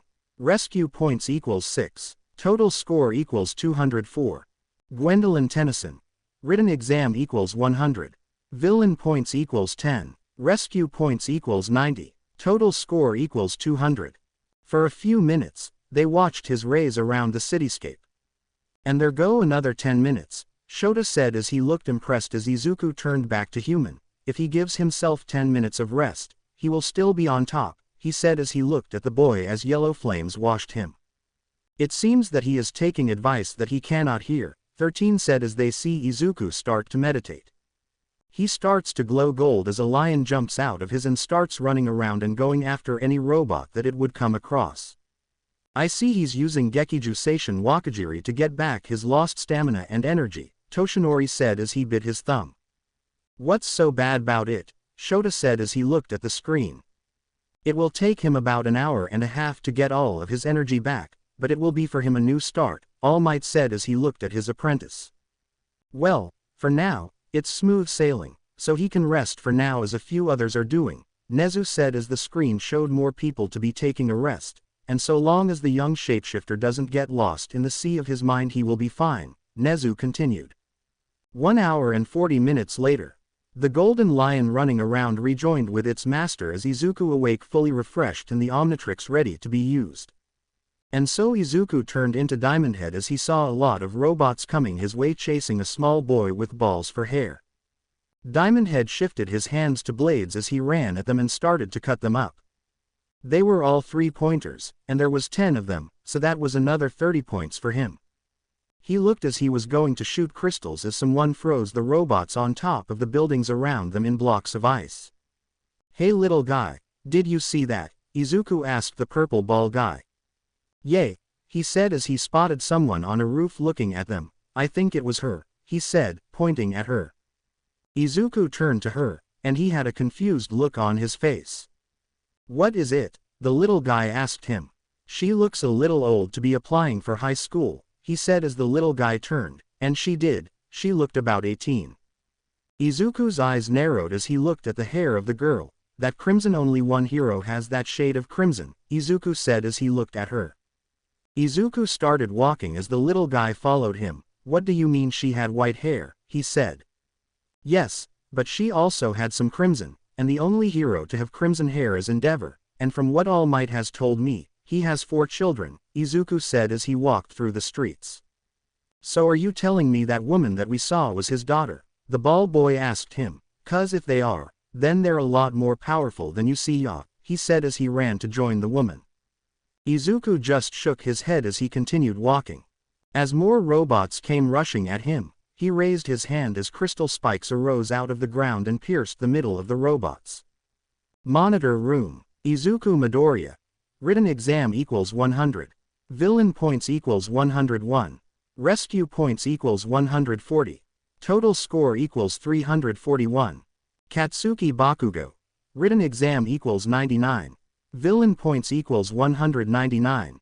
Rescue points equals 6. Total score equals 304. Gwendolyn Tennyson. Written exam equals 100. Villain points equals 50. Rescue points equals 150. Total score equals 300. It seems that he's back on top with 50 minutes left in the exam, and there he goes once more, taking out 9 one-pointers, Nezu said as he was enjoying this year's exam. I hate saying this, but we should do this every year, Shota said as he looked at the scoreboard and could see that his bet was sure and he would win in the end. Now it's a lot safer for the exam participants since there are fewer things to kill them with, but, the Dragon Helmet Man said as he looked at a pink-haired girl riding a 0-pointer and said while pointing at her, she sears me. Mei Hatsume. Written exam equals 100. Villain points equals 177. Rescue points equals 3. Total score equals 280. She can't be that bad, someone asked him. She walked up to a downed 0-pointer, opened it up, rewired it, and set it to follow her commands, he told them as tears started falling from his eyes. Nezu looked at the screens with both Izuku and Mei. I can give them access to a lab in the school or just put 2 in the basement of the dorm or both, Nezu thinks as he looked around him. What you think would be safer, Power Loader, if we give them access to the lab in school, put 2 in the basement of their dorm, or do both? Nezu asked the man. Power Loader thought about this as he looked at both screens and turned to Toshinori. Is he any good with tech? He asked him. In the plumbers, they have a course where they build, assemble and make multiple types of tech, All Might told the excavation hero. Then do both, but have someone that knows what they're doing there, so they don't blow themselves up, Power Loader said to the principal. If we are talking about the dorms, how about adding gyms in the basement and a swimming pool as well? Midnight said as she looked thoughtful. What type of swimming pool? Shota asked her. 50 meters long, 25 wide and 3 deep, Midnight said to them. So a gym, labs and a swimming pool, Shota said as he rubbed his eyes before. Yay, why don't we add a sauna and make the rooms 1-room apartments while we're at it, he said sarcastically. What would be in the apartments? Nezu asked as he gained a sparkle in his eye. 1 bedroom, a kitchen, 1 bathroom and a living room, as well as a common room on the ground floor and a washroom also on the ground floor, Shota said, not seeing the look in his boss's eyes. Everyone looked scared at the animal hybrid as he took the sarcastic comment and ran with it. Shota, thank you for the idea, he said to the hobo-looking man. Said man turned to him and looked shocked. What you say? He asked. To put it simply, I have been thinking about having UA to cover everything from normal high school to university courses as well, Nezu told them. This shocked all the staff as they looked at each other. Why is that, sir? 13 asked him. Well, to put it plainly, I have heard back from a group of old students who came to me and told them that simply because they came from this school, they can't enroll in the universities that they want, Nezu told them. Is that legal? Asked the man with short gray hair. Sadly yes, because we don't teach the students enough. They can be turned away from universities, but also high schools don't want to re-enroll someone at the age of 18, Nezu told him. No one spoke as they all processed this and looked at what Animal Hybrid had said. So this is the only way? The man with the cowboy hat on asked him. There are 2 things that we can do, Nezu said as he held up a paw with 2 fingers up. The first is take this to the courts and see what they do, he said as he brought down 1 finger. And because it's legal, it won't make any land, Shota said as dread filled the members of staff. The other is buy things around the school to make it a city school and construct things leading to ground beta, ground gamma, ground omega, and the other grounds like shops, a mall and other things, Nezu told them as he brought down another finger. Everyone thought about that, and someone said, that could work, and if the old students that tried to go to uni, they could work at the city and also gain some more knowledge from us as well. Snipe is right, the man in the trench coat said. Do we have a currency for the school? Shota asked him. I have an idea. What about we use 3 types? All Might said as he returned to his skinny form. And what would those 3 be? Midnight asked him. Yen. Because we are still in Japan, Toshinori said as he held up one finger. Tadens. Because we are working with the plumbers and we can offer jobs to some aliens, he said as he raised another finger. And credits. Another form of currency used in space and they can digitize it, he finished as he lifted the 3rd finger. And if we give the students an allowance of 100 Tadens, 500 credits and 7,000 yen, Sniper said as he pulled out a bit of paper and started writing. The screens flashed, and it followed with a voice saying, 30 minutes are remaining for the exam. The screen then showed the 10 best participants. Izuku Midoriya. Written exam equals 100. Villain points equals 199. Rescue points equals 185. Total score equals 484. Katsuki Bakugo. Written exam equals 99. Villain points equals 247. Rescue points equals 6. Total score equals 352. Gwendolyn Tennyson. Written exam equals 100. Villain points equals 72. Rescue points equals 179. Total score equals 351. Fuyumi Todoroki equals written exam equals 100. Villain points equals 200. Rescue points equals 47. Total score equals 347. Eijiro Kirishima. Written exam equals 59. Villain points equals 139. Rescue points equals 135. Total score equals 333. Ochako Uraraka. Written exam equals 100. Villain points equals 100. Rescue points equals 100. Total score equals 300. Mei Hatsume. Written exam equals 100.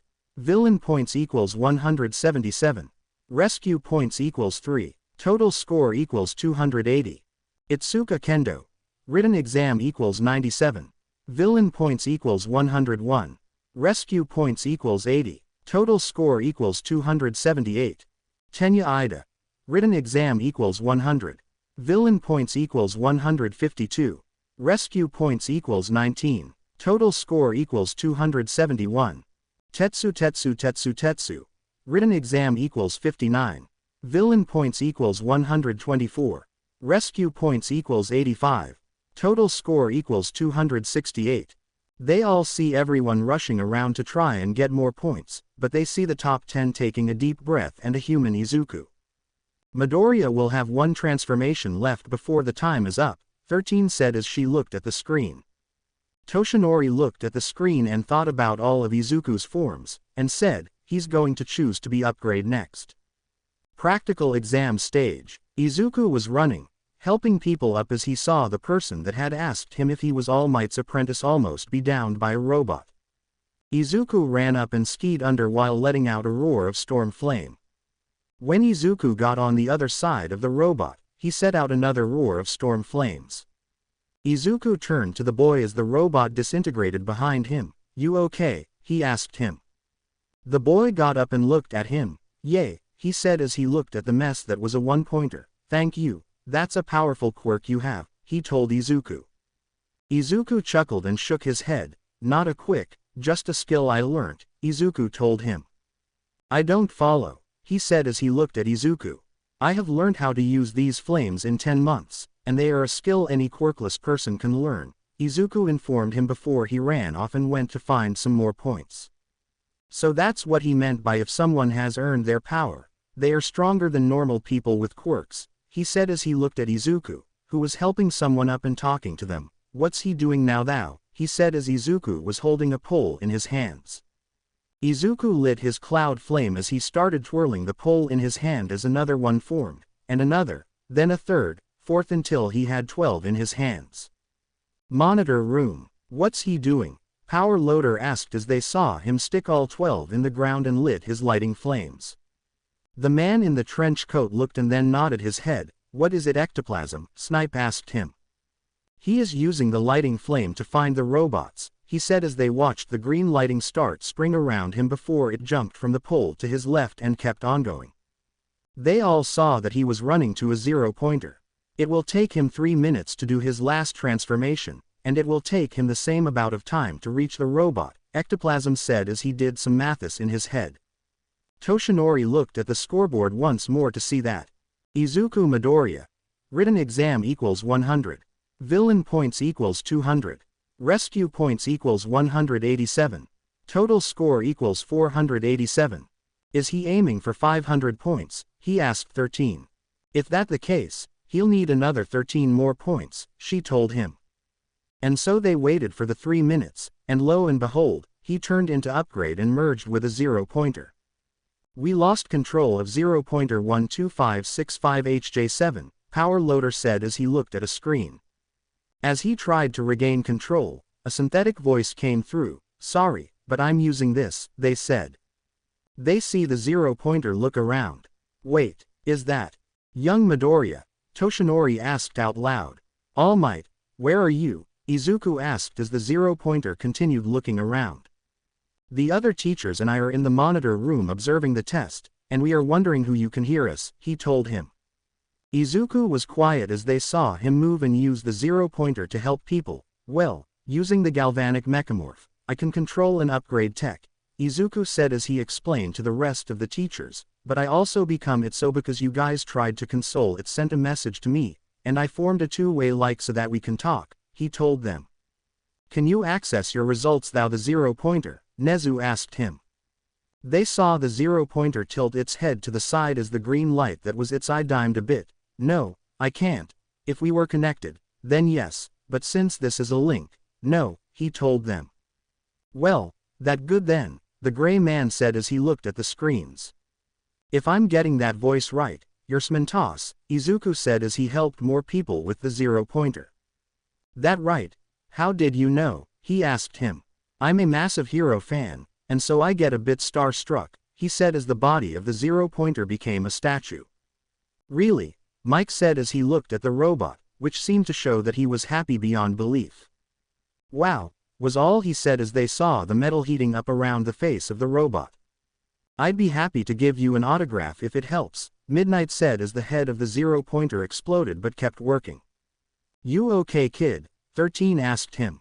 Yay, just lost my head a bit, he said, not realizing that he made a pun. And the only one laughing was Mike. That was a good one, kid, thanks.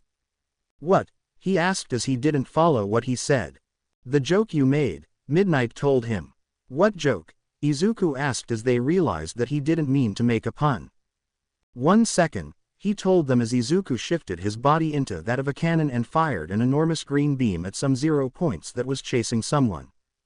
Just as he was going to speak, he turned back to human, and the siren went off once more. 10 minutes remain in the exam. Practical exam stage. That just great, he said as in his head he was doing a mental countdown. And after running around for a few minutes not seeing any robots, he found the girl that he was talking at the start trapped under the rubble of a building. He heard a crash behind him as he tried to get her out. He turned to see a 0-pointer looking at him as he looked back at it. And so it started to move to them. I need to do something, Izuku thought as he looked at the girl under the rocks. And so he got down on all fours and tried to make his body imitate an animal. Golden aura flowed off him as it took the shape of a lion. Nearly there, he thinks as the form takes more shape. He then lights his sky flames as they also coat his body. And just as the 0-pointer ton them, he jumps with a roar. The flames and aura merge into one as a large orange and gold lion bursts thou the 0-pointer, and he says, Juju Shishi Ken Leoni Shiso.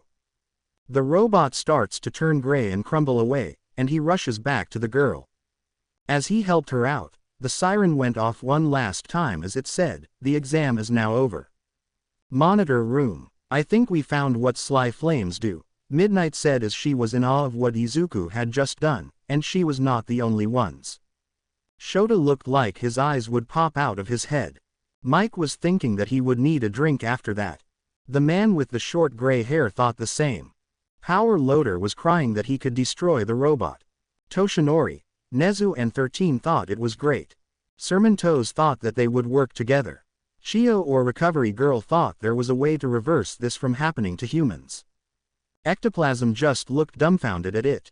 He keeps doing the unknown, the man dressed as a chief said. You're right, lunch rush, Snipe said as he looked at the screen. They all looked at the screen and waited for all students to leave the grounds. They showed the top 10 students. Izuku Midoriya. Written exam equals 100. Villain points equals 200. Rescue points equals 210. Total score equals 510. Katsuki Bakugo. Written exam equals 99. Villain points equals 247. Rescue points equals 6. Total score equals 352. Gwendolyn Tennyson. Written exam equals 100. Villain points equals 72. Rescue points equals 179. Total score equals 351. Fuyumi Todoroki equals written exam equals 100. Villain points equals 200. Rescue points equals 47. Total score equals 347. Eijiro Kirishima. Written exam equals 59. Villain points equals 139. Rescue points equals 135. Total score equals 333. Ochako Uraraka. Written exam equals 100. Villain points equals 100. Rescue points equals 100. Total score equals 300. Mei Hatsume. Written exam equals 100. Villain points equals 177. Rescue points equals 3. Total score equals 280. Itsuka Kendo. Written exam equals 97. Villain points equals 101. Rescue points equals 80. Total score equals 278. Tenya Ida. Written exam equals 100. Villain points equals 152. Rescue points equals 19. Total score equals 271. Tetsu. Written exam equals 59. Villain points equals 124. Rescue points equals 85. Total score equals 268. From the top 10, who do you want, Vlad? Shota asked the man with short gray hair. I'll take Tetsu, he told the hobo. Then I'll take the over 9, he said as Nezu nodded his head. And so Nezu listed off students as both Vlad and Shota took their pick of the students. Okay, so students of 1A are done as well as students of 1B, Nezu told them as he looked at Power Loader. Now, as we have agreed today, Midoriya and Hatsume will have access to a lab each, but you will first need to pick the support students, he told the man. Already on it, boss, the man with a dragon helmet said as he left the room. With Izuku. Izuku was walking back to the gate with the girl he had helped out when he spotted something. No, not something, but someone. She had red hair that reached her waist, and she wore a red shirt paired with a black vest, gray jeans, and black flats. Her green eyes locked with his as she opened her mouth. Doofus, she said as she walked over to help him with the girl. Dweeb, Izuku said back to her as they saw Medic waiting there for them. They handed the girl to them as they looked at each other. Long time no see cuz, Izuku said as he hugged her. Yuta Izu, she said back to him. As they separated, they walked and talked, but a pair of red eyes looked angry in the background. But not at Izuku, no, they were searing at the red-haired girl he was talking to. That bitch better step back because only I can be close to the king, Bakugo said as she looked ready to explode. And so she walked over to her and tell her to step back that before she listened to their conversation. So grandpa off-world now, Izuku said to the girl. Yay, Aunt Inko told him that Vilgax is on-world, so he sent me to aid you, she told Izuku, and of course, you have the most powerful thing in the universe on your wrist, the girl said. Bakugo looked confused, what are they on about, and if he has the most powerful thing, it makes sense because he's the king, she thought to herself. So Gwen, you came all the way from America to help with the Vilgax trouble, Izuku asked her. Yay, it's better than having to send some of the cadets that don't know Earth that well or Japanese, Gwen said asks as she looked at him. So she was sent here to aid him, Bakugo thought as she looked at the two. So do we know where he is? Izuku asked her as they neared the hall. We are thinking that he is in the sea, she told him. Izuku seemed to go into a thinking pose as he walked, so that means his warship is damaged, Izuku said, and he then gained a dark look. Didn't Grandpa say that he worked with a human once? Izuku asked his cousin. Gwen looked shocked, but he should be dead by now, Gwen asked him. Late at night, Kamino Ward, Yokohama. A girl with ash blonde hair walked with another girl, but she had white hair. They both did not talk with each other as they entered a bar. They were the first to see them as a man made up of black and purple smoke with yellow eyes. So, how did it go? He asked as he cleaned a glass. The woman with the white hair looked annoyed. I think I'm in. I don't know about the vampire though, she said as she pointed to the other girl. I was a good girl, and I made sure not to kill anyone, the ash blonde said as she sounded proud of herself. Another voice spoke up, but this one was creepy. How the boost to your quirks? It asked. Oh, I had so much fun, and I got to be all like Roar as a human tiger, the ash blonde said with a crazy smile. The white-haired girl held up a hand as ash flowed around it before it was on fire. They worked beautifully, she told him. But they could use some work, the voice of All for One said as it came into the room. What you mean? The white-haired girl asked him only to see a screen saying audio only. Your dust that we turned to ash fire will need more tuning, and the transform is also not strong enough, he told them. The smoke man pulled out syringes and placed them on the counter. Kanako, when you evolve your quick once more, you can control both fire and ash, All for One told the white-haired girl as she picked up one of the syringes. Hamiko, when you evolve your quick once more, you can transform into the person whose blood you have taken, become an animal whose blood you've taken, and finally you can take an aspect from the blood, All for One informed the other girl as she picked up the other syringe. Master, do you think this is a good idea? The creepy voice asked him. Yes, with All Might going to be teaching at UA, we will some years in the school, All for One told the voice. The sound of two bodies hitting the ground alerted both of them that the evolution of the quicks had begun. Midoriya apartment at the same time. Izuku was watching TV while his cousin was helping his mother with dinner. So do you think we made it? Gwen asked him. Not our call, but I hope so, Izuku told her. Inko was pulling something out of the oven as she said, it can take up to 3 weeks for the letter to arrive. So we have to be patient, Izuku asked her.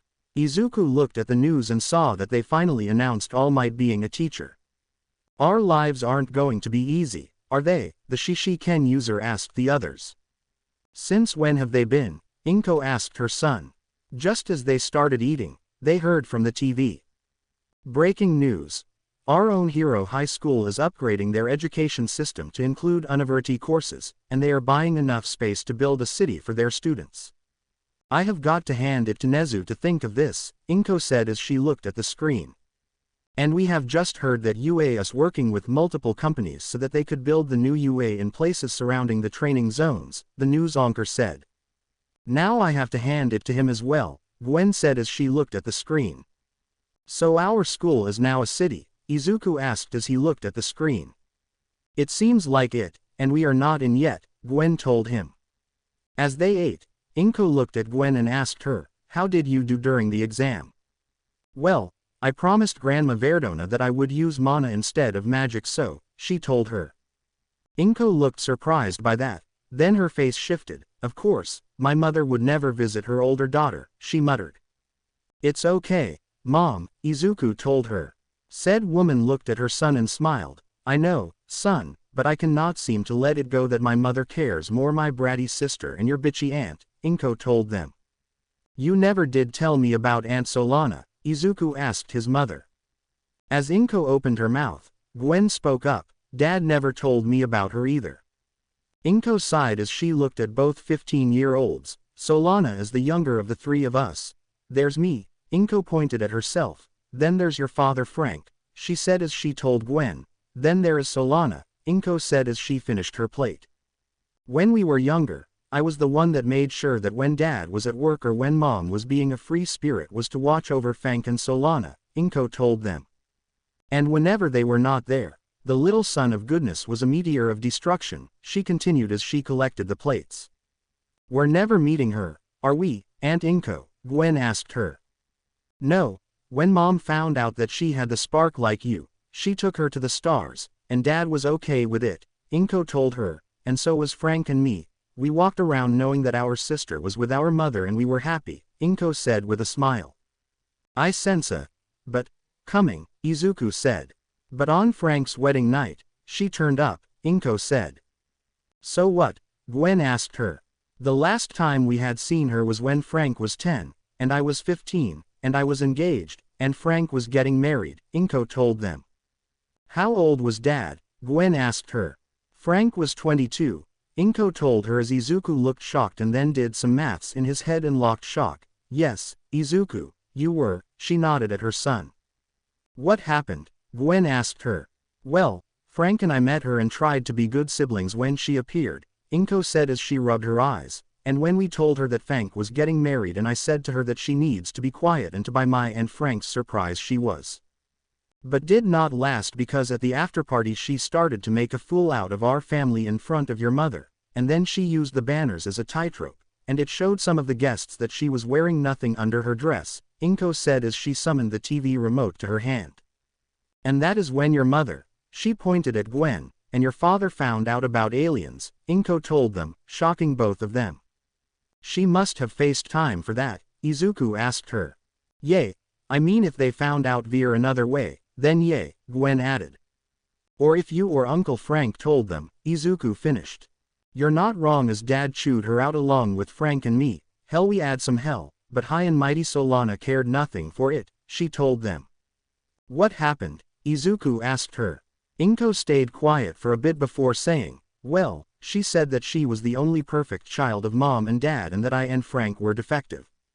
Neither of the teens spoke, letting Inko go on, so I told her that if she was so perfect, she should just leave as Frank or I want nothing to do with her, she told them. Wow, Izuku said, I'm not happy that it had to come to that, but she kept coming back into our lives with words full of venom, Inko told them. Like when? Izuku asked her.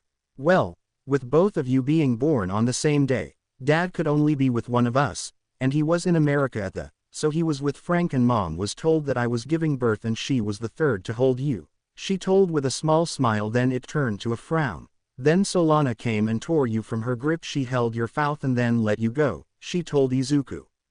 I'm guessing you used your quick to save me, Izuku asked her. Oh yeah, and it was one of the few times that your father ever showed that he cared for you as he was ready to burn her, Inko told her. Inko flicked channels as the memories flowed, then when Frank, Nat, you and Dad came to Japan for the first time, she showed up, Inko told them. What happened? Gwen asked her. She brought a bundle with her that had a child in it, and the child looked like you, Gwen. Both looked shocked at that. She said that she gave birth to a daughter called Sunny on the same day as Nat and me, and so she should be with her family, Inko told them. Then how did, Izuku started to ask. When she visited me in the hospital room, she was in her anodite form, Inko told him. Gwen looked to the sky and asked, why is our family like this? We are the bringers of chaos, and there was 3 of us born on the 6th month, Izuku told her deadpan, possibly on the 6 o'clock when 6 minutes passed along with 6 seconds, he told her with a voice devoid of life. Inko looked at her son strangely as Gwen asked, do you have a birthmark on you? No, just my freckles, you, he asked her. Yes, on my back in the shape of a small star, Gwen said as Izuku nodded his head. Izuku turned to her and asked, can you give this family a cleansing of the evil that it holds? His voice was filled with seriousness. Gwen gained a look of understanding. I'll see what I can do, she said to him.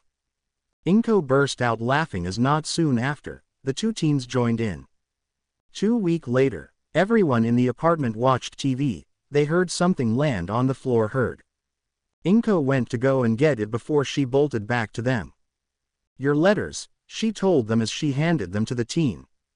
They looked at each other, and Gwen said, you open yours first. Izuku nodded his head as he tore open the letter as a metal disc fell out and landed on the table. A projection started with a small hologram of All Might standing there as it landed. Booyah! I am here as a hologram now. As you know, I have joined the faculty of UA, but I have also come to tell you that you have scored 100 on the written exam, the hologram of Toshinori told him in his hero form. The hero seemed to be making a dramatic pause as it started to get on Izuku's, Inko's and Gwen's nerves.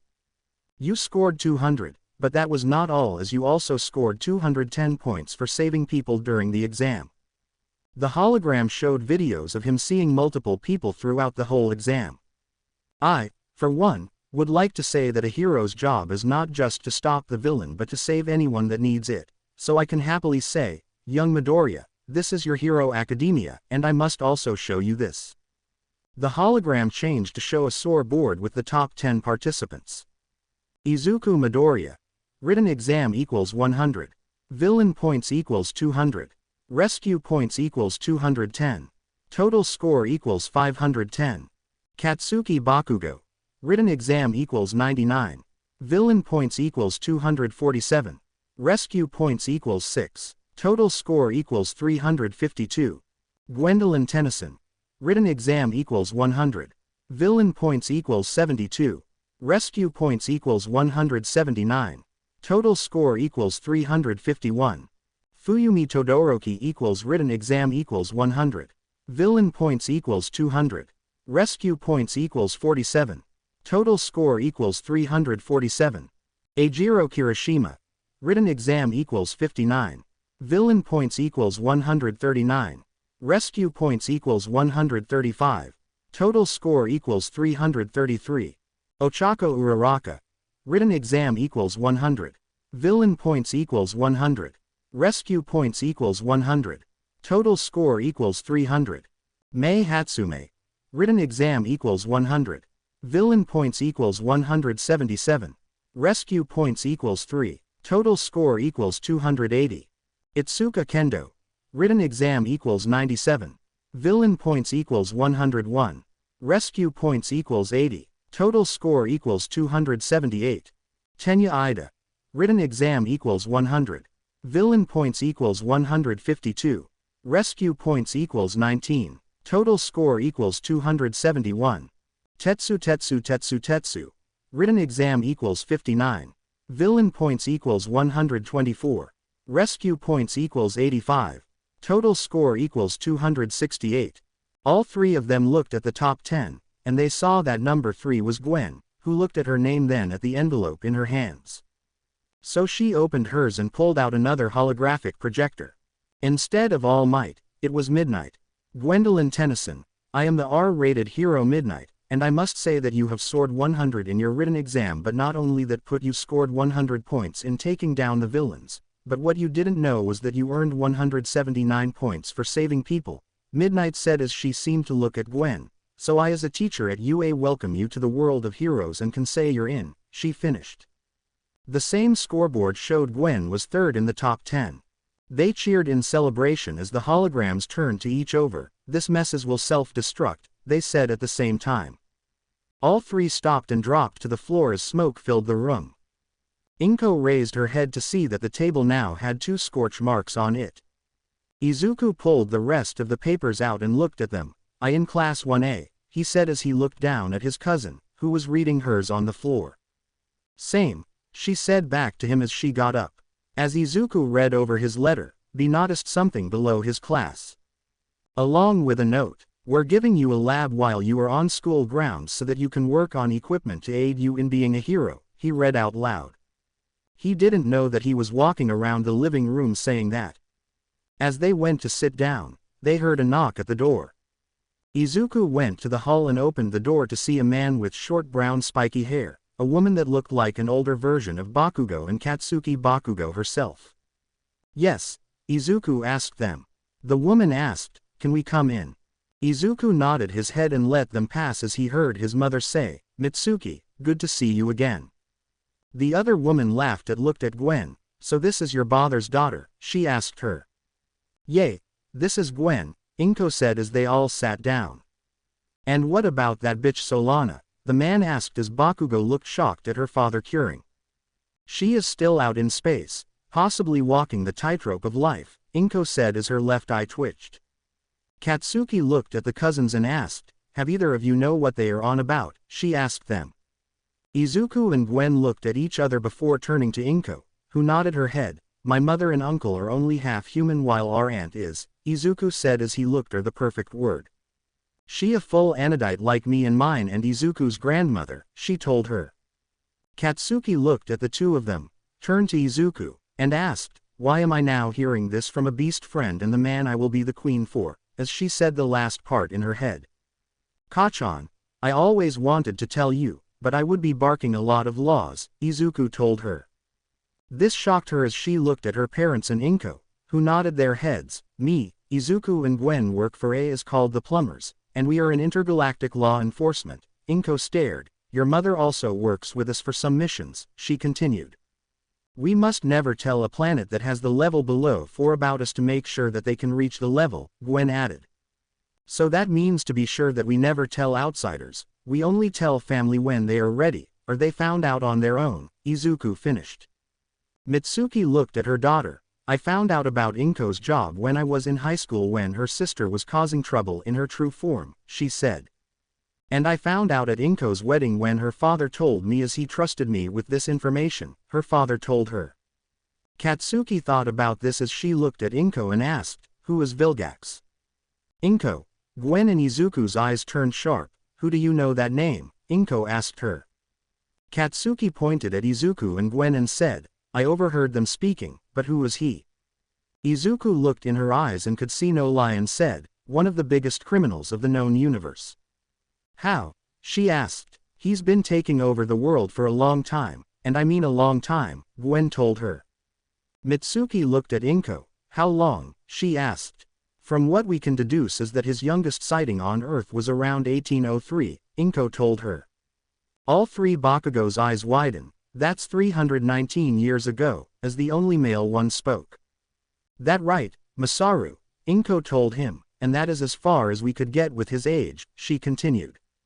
"Auntie, let's not forget that he's had a massive bone to pick with the Tennyson bloodline since Grandpa Max," Gwen told them.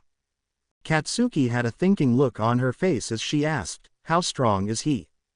"If he fought All Might now, he would fall," Izuku told her as a smile crept onto her face, "but he is known to be patient and wait for the right moment to strike," he continued as the smile was swapped for a frown.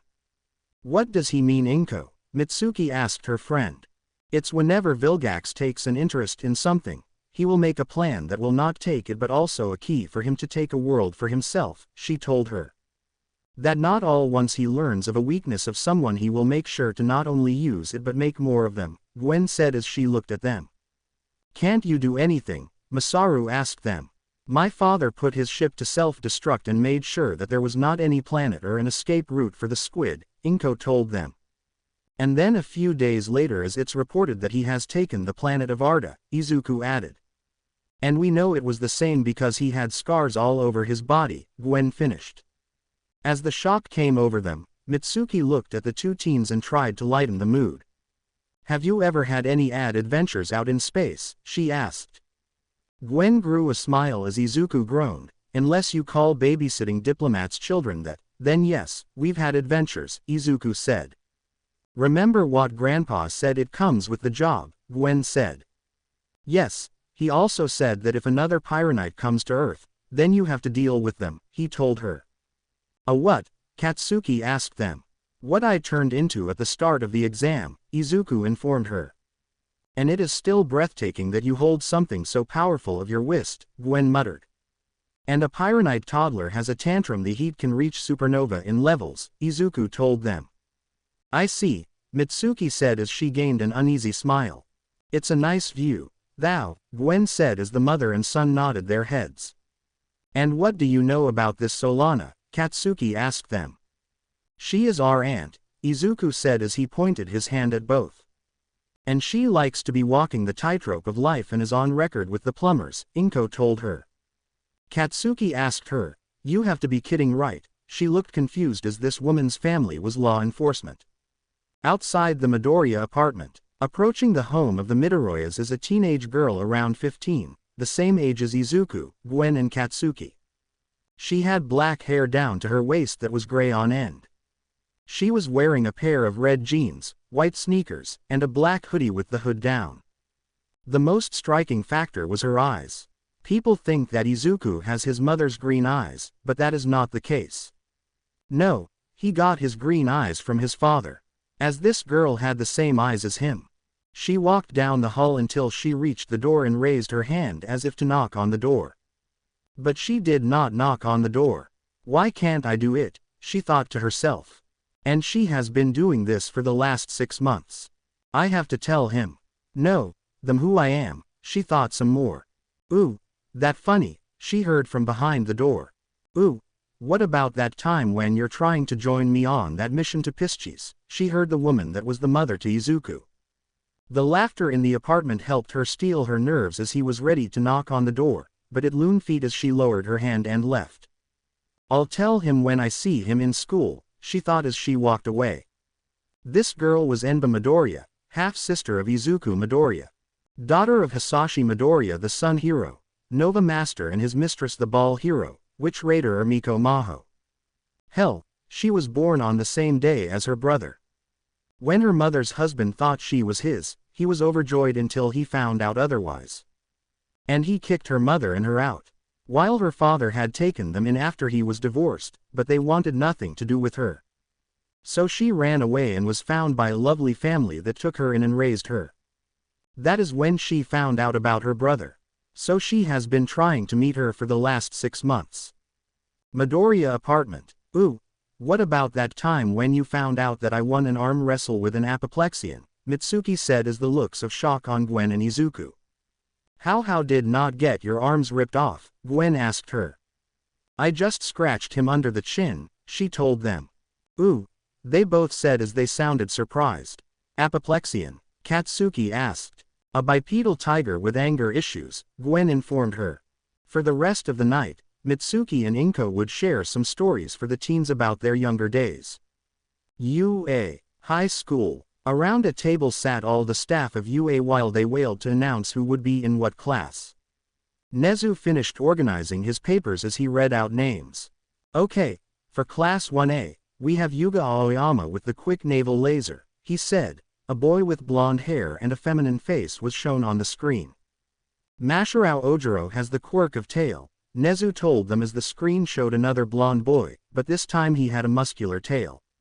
Next with the quirk of dupli arms as Mezzo Shoji, was what he said as a picture of him was on the screen. The picture was a boy with gray hair and 2 sets of 3 arms connected by webbing. Up next, we have Toru Hagakure, who has the quirk of invisibility, Nezu said as the screen showed a picture of floating cloths. Then we have the person that will haunt the dreams of Power Loader. We have Mei Hatsume with the quirk of zoom, the Chimera said as the screen showed the pink-haired girl from the exam. Power Loader pulled out a flask and took a swig of it. Next, we have Endeavor daughter Fuyumi Todoroki who is generally too old to be a high school student, but he has said that he would pay for the construction of the dorms, so we let her in, and her quirk is Frost Fire, he told them. Frost Fire? Asked Vlad. The screen showed a girl with snow-white hair with crimson tips and glasses. From what we managed to deduce is that she can make flames that can freeze instead of burn, Nezu told them. Then we have Tenya Ida, the younger brother of Tensai Ida or otherwise known as Ingenium, and they also share the quirk engine, but Tenya has it in his legs, not in his arms, Nezu informed them as a boy with short dark hair was shown. A boy with short brown spiked hair was shown on the screen as Nezu read. Rikido Sato is the next one in his quirk of Sugar Rush.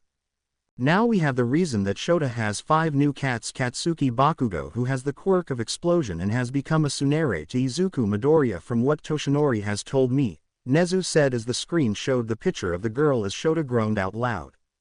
Why me? He muttered. Next, we have the young lady Itsuka Kendo with the quirk of Big Fist, the mouse bear dog said as the orange-haired girl that Izuku saved was shown. With the quirk of acid as this young lady Mina Ishido, as the screen shows a girl with light pink hair and dark pink skin. Oh, she also has horns on her head. The next picture on the screen was of a bot with a rock-like head. This young lad here is Koji Koda, and he has the quirk of Anavoice, Nezu told them all. Next we have the apprentice of Toshinori or All Might Izuku Tennyson Midoriya. While being quirkless he has several fighting styles, all 8 of the dying will flames of the sky and the Omnitrix, Nezu said as Izuku was shown on the screen. Hitoshi Shinso is the next person and has the quirk of brainwashing, Nezu told them. The screen showed a picture of a purple-haired boy that shared a look with Shota, so Mike asked, "Is he your long-lost son?" Shota looked at the screen and said, "I don't know." Everyone looked at him while Nezu said, "Anyway, next we have Ochako Uraraka, and this young lady has the quirk of zero gravity," as the screen showed the girl that Izuku saved at the end of the exam. Dark Shadow is the quirk of Fumikage Tokiyami, Nezu said as the screen showed a boy with the head of a blackbird. Konako Heizono is the next up, and she has the quirk of Ash Fire. A girl with long wavy white hair was shown onto the screen. Next up is the son of Sparkman Denki Kaminari and his quirk of electrification, Nezu told them as the screen shows a boy with blonde hair with a black zigzag in it. Next up in Shota, you will need to keep this person away from the girls of your class. Minoru Mineta, who is the quirk of Pop Off, Nezu told him, and then the rest of the staff as a small boy with purple orbs for hair was shown on the screen. The next one up is Suyu Asui, who has the quirk of Frog. The animal hybrid said as on screen it showed a girl with frog-like qualities. Now up is the youngest of Endeavor's children, Shoto Todoroki, who has quirk of half cold half hot, Nezu told them as a boy was shown on screen. The boy had white hair on the right side and crimson hair on the left. With the quirk of earphone jack as Kyoka Jiro, Nezu told them a girl with short dark purple hair and eye lobes that was plugged like earphone jacks. Next is Gwendolyn. Gwen, Tennyson, cousin of Izuku Tennyson Midoriya, she is also quirkless, but she has gained her powers from their grandmother, who is not human, Nezu said as a picture of Gwen was shown. Their grandmother is not human, Nimori asked him. From what I know is that the grandmother is something called an Onodit, Toshinori told her.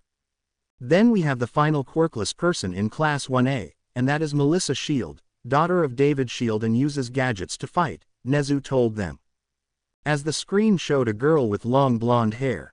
Eijiro Kirishima is the next one with the quirk of hardening, Nezu told them as the red-haired boy that fought with Izuku was shown. With the quirk of tape as Hantasiro, the animal principal said as the screen showed a boy with weird-looking elbows. The next is the young lady with the creation quirk, and that is Momo Yaoyorozu, Nezu said as a picture of a girl with black hair tied up in a ponytail. She also looked prim and proper. The final one for 1A is Himiko Toga with the quirk of transform as she has listed, Nezu said as the screen showed an ash blonde girl. And they finished putting students in the right classes. Nezu, Nimori and a large man with spiked crimson hair stood in front of a group of apartment complexes. Enji, what is this? Nezu asked him. The dorms that you asked for, the man with crimson hair told him. We asked for a 1-bedroom, 1 bathroom, a kitchen, office and living room, the animal told him.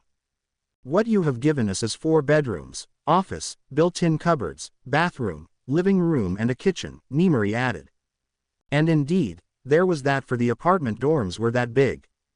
Oh, what about your room? Enji asked her as he gave her an eye roll. And, of course, her room had an extra room and a dining room. To add as well, each room is soundproof, and each has a balcony, Enji added for them. Now, this is good, but what I want to know is why, Nezu asked him. Enji looked at both of them with a fire in his eyes as he said, I may not have been a good father, but I want to make up for that by giving them something like this. Both UA staff nodded their heads as they looked at the buildings.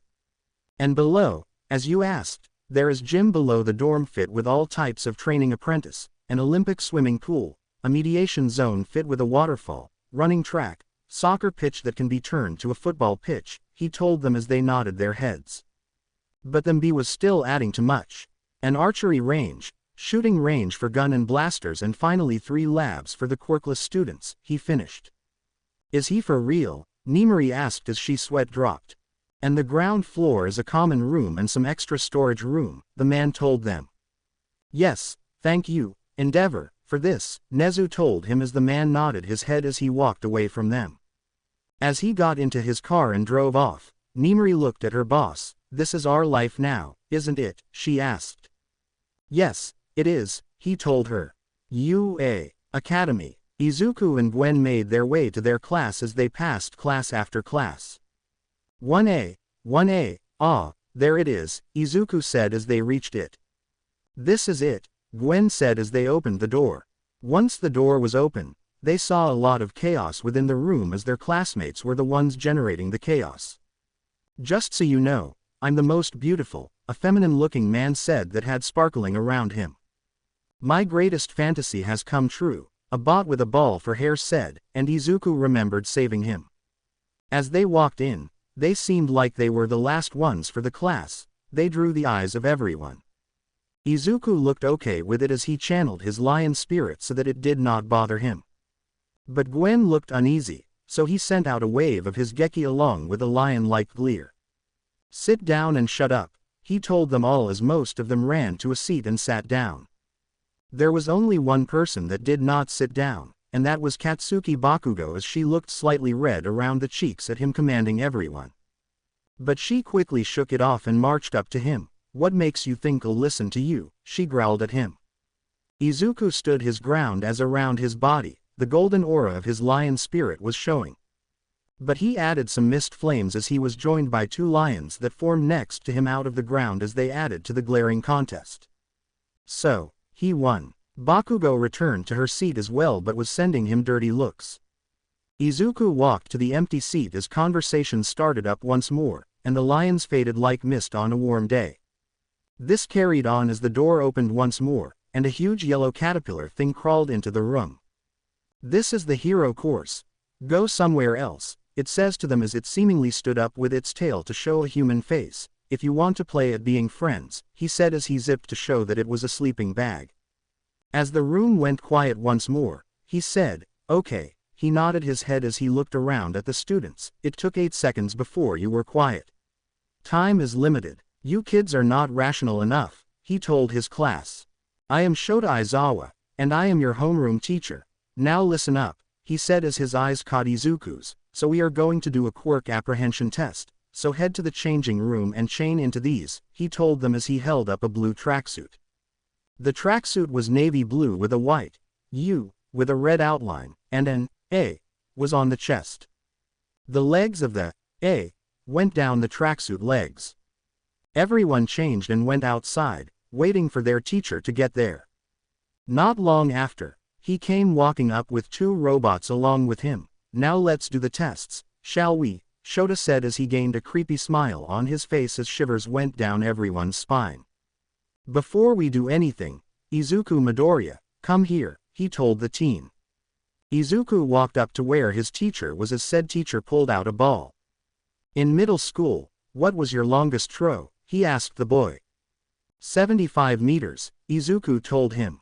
I want you to do it once more but use either your transformations, Shishiken or your dying will flames of the sky, Shota told him.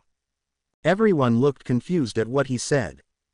Sensei, a girl with a ponytail called out to him. Yes, he said as he looked bored. Why not say use your quirk? She asked him. I'm quirkless, but I have some things up my sleeves to put me on the same page as the rest of you, Izuku told her. Before anyone could ask him questions, he walked into a circle. He looked at the ball in his hand as his right hand was encased in hard sky flames. Thou the orange flames, they could make out his hand as it turned into a fist. He threw the ball straight up into the air with his left hand as he pulled his other arm back. As the ball came back down, he punched it with a roar. He punched it. The ball rocketed off over the horizon as Izuku turned around to see slack jaws and some people with their jaws on the ground. Well then, let us continue, Shota said as they walked forward to the next area. What was the range, sensei? Izuku asked him. You'll find out later, he told him. Well, this is going to be fun, someone said as Shota stopped moving. I'm glad you think that because the person that doses the worst, Shota said before turning to them with a severe look in his eyes, they will get expelled, he finished. All but Izuku and Gwen looked shocked at this as they shared a look. What's he up to, they think. So the fist is up in the 50-meter dash, he told them as he picked 2 students to go first. Ochako Uraraka, a girl with brown hair and a round face walked forward, and Shoto Todoroki, he finished as a boy with crimson and white hair walked up. They both walked up to the starting line, and once a staring pistol went off, they both ran. Ochako ran as Shoto formed ice from his right foot and slid there. 5.09 seconds, a robot called out as Shoto crossed the line fist, and then 2 and a bit seconds later, the robot called out once more, 7.15 seconds. Hitoshi Shinso and Kyoka Jiro, Shota called out as a bot with purple hair, but it looked like Shota walked up to the line, and a girl with earphone jacks for earlobes walked up.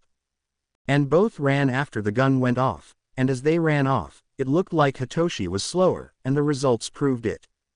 As Kyoka crossed the line, the robot said, 6.35 seconds. While Hitoshi crossed the line in 8.59 seconds, the robot called out. That was painful, someone said as Shota called out 2 more names. Mezzo Shoji and Koji Koda, he said as a boy with 6 arms walked up along with a bot that looked like a rock. This time now as the gun went off, they both made it to the finish line at the same time of 6.33 seconds.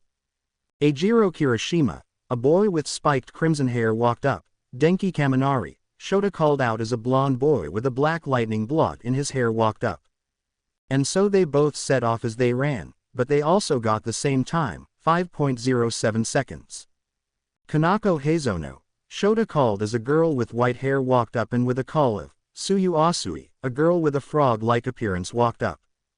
As then they set off, and it was Taoyu that crossed first with a time of 5.58 seconds, and only 0.2 seconds later, 6 seconds, a robot said.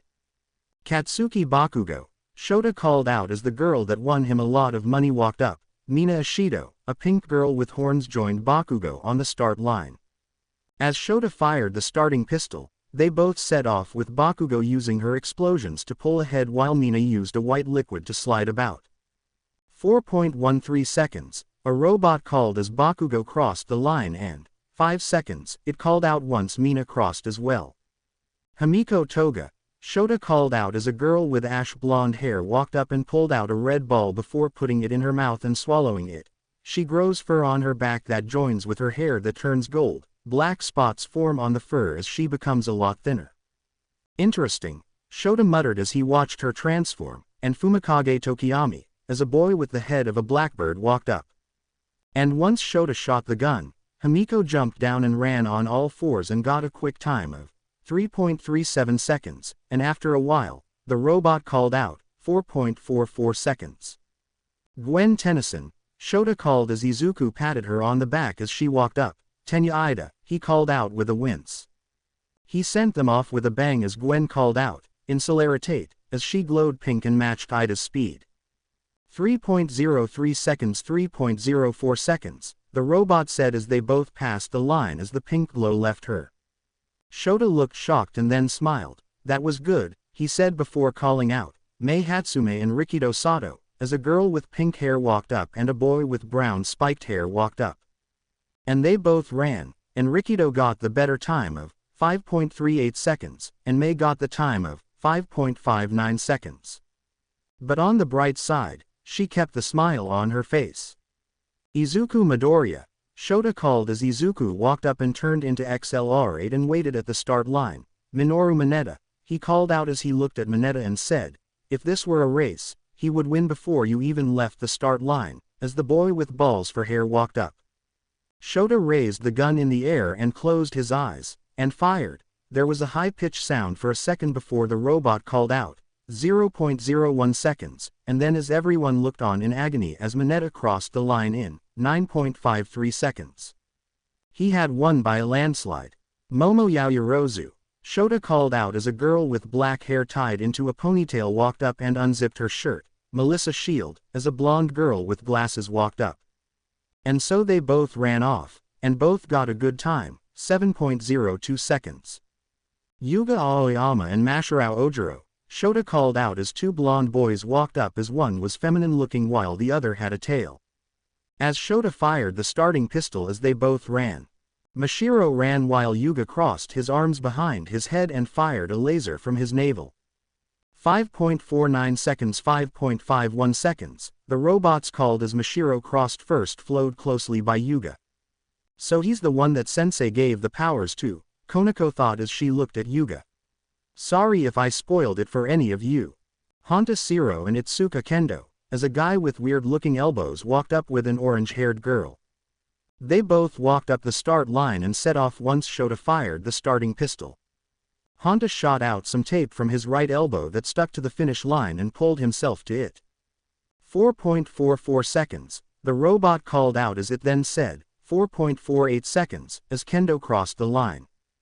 And finally, for the 50 meters, we have Toru Hagakure, Shota called as a PE kid walked to the start line, and Fuyumi Todoroki, a teen with white hair that has crimson streaks in it joins the cloths at the start line.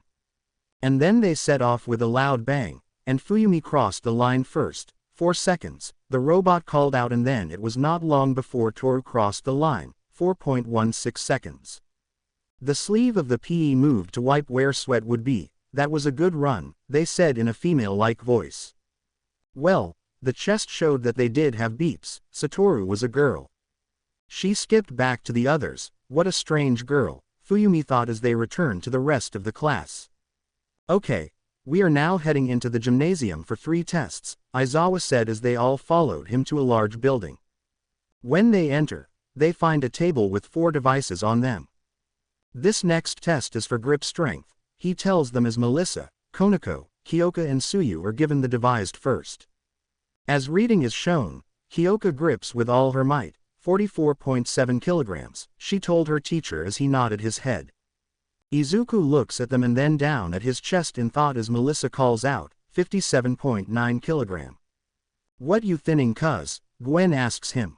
Well, this, Izuku says as she presses the Omnitrix on his chest, and after a green light, he was human once more. Okay, he said as he looked over himself. Everything there? Gwen asked him.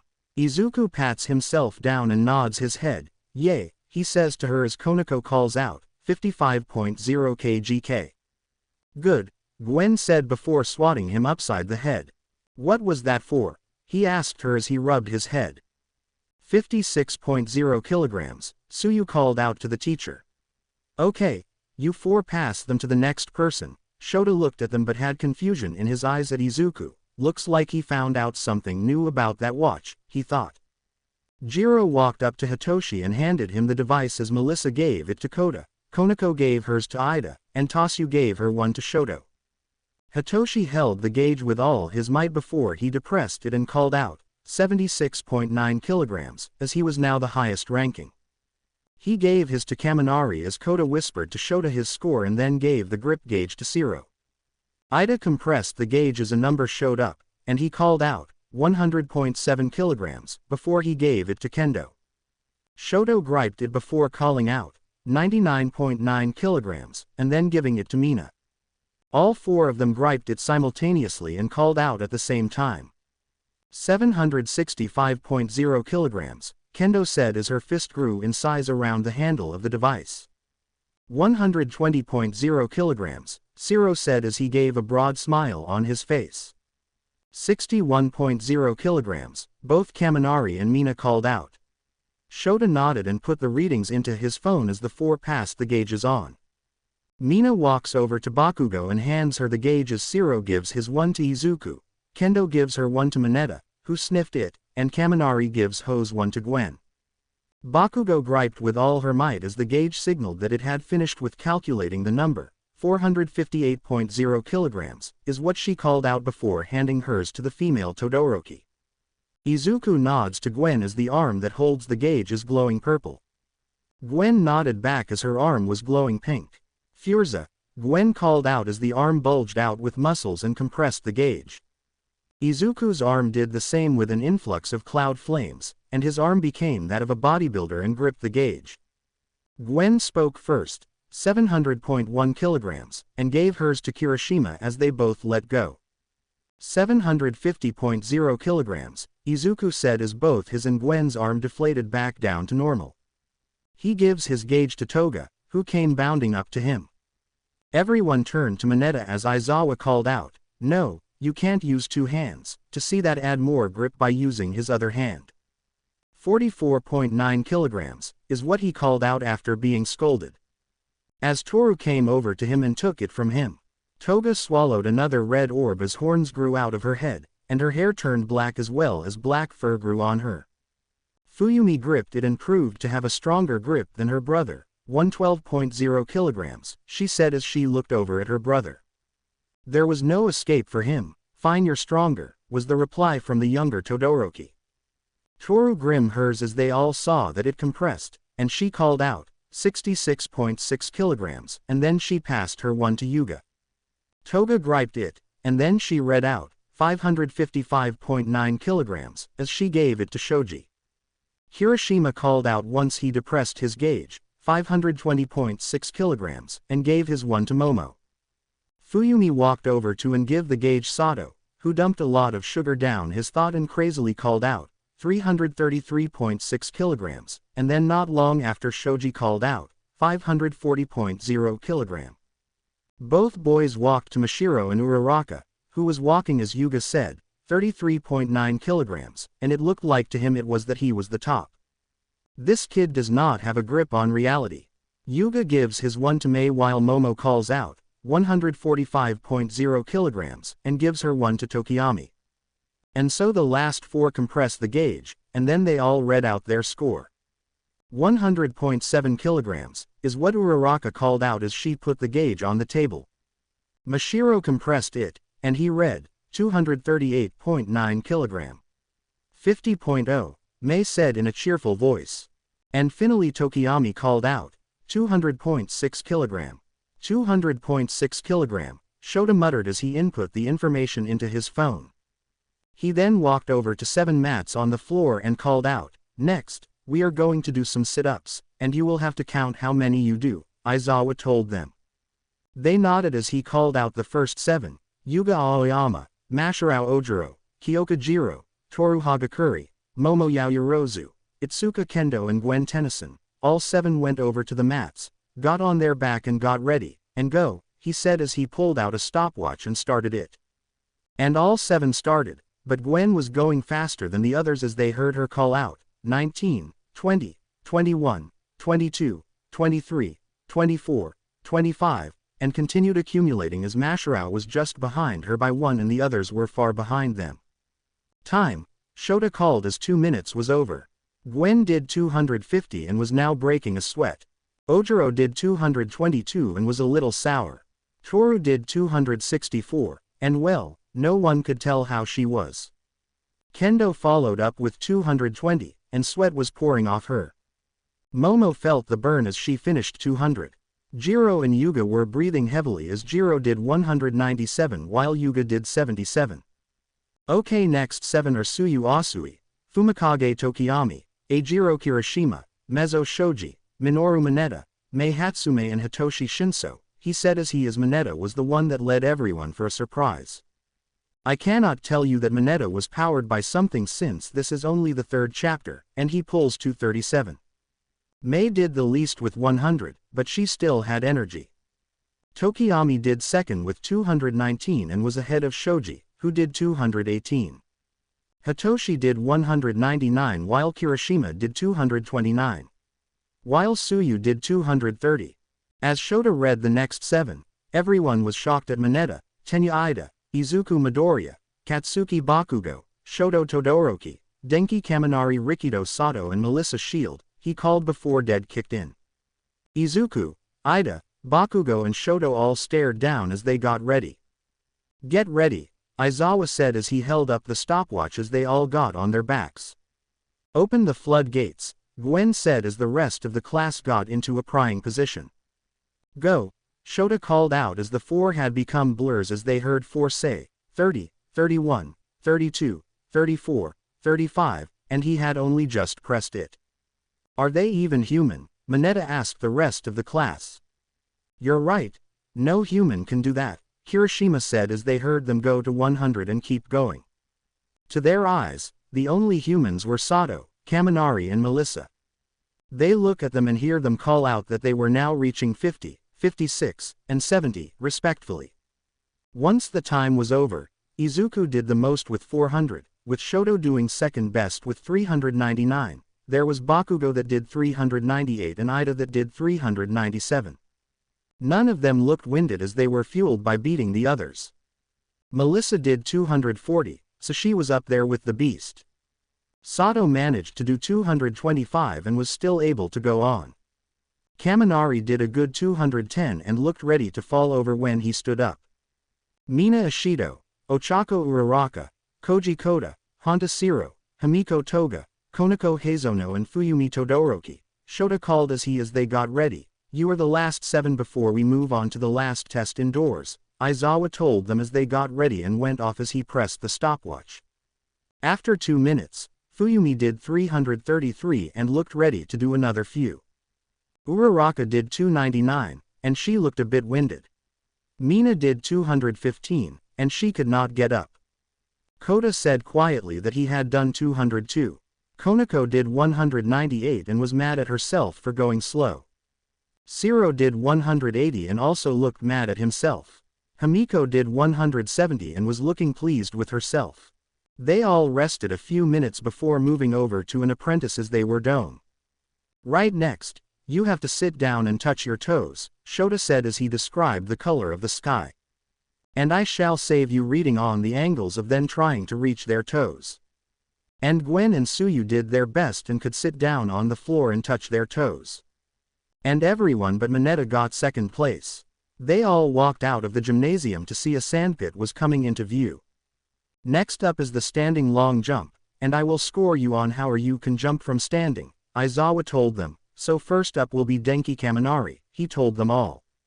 Kaminari stood at the start, got ready to jump, and called out, "I'm ready," as Aizawa nodded his head, and Kaminari jumped. And then he landed. Aizawa pulled a tape measure out and measured the distance.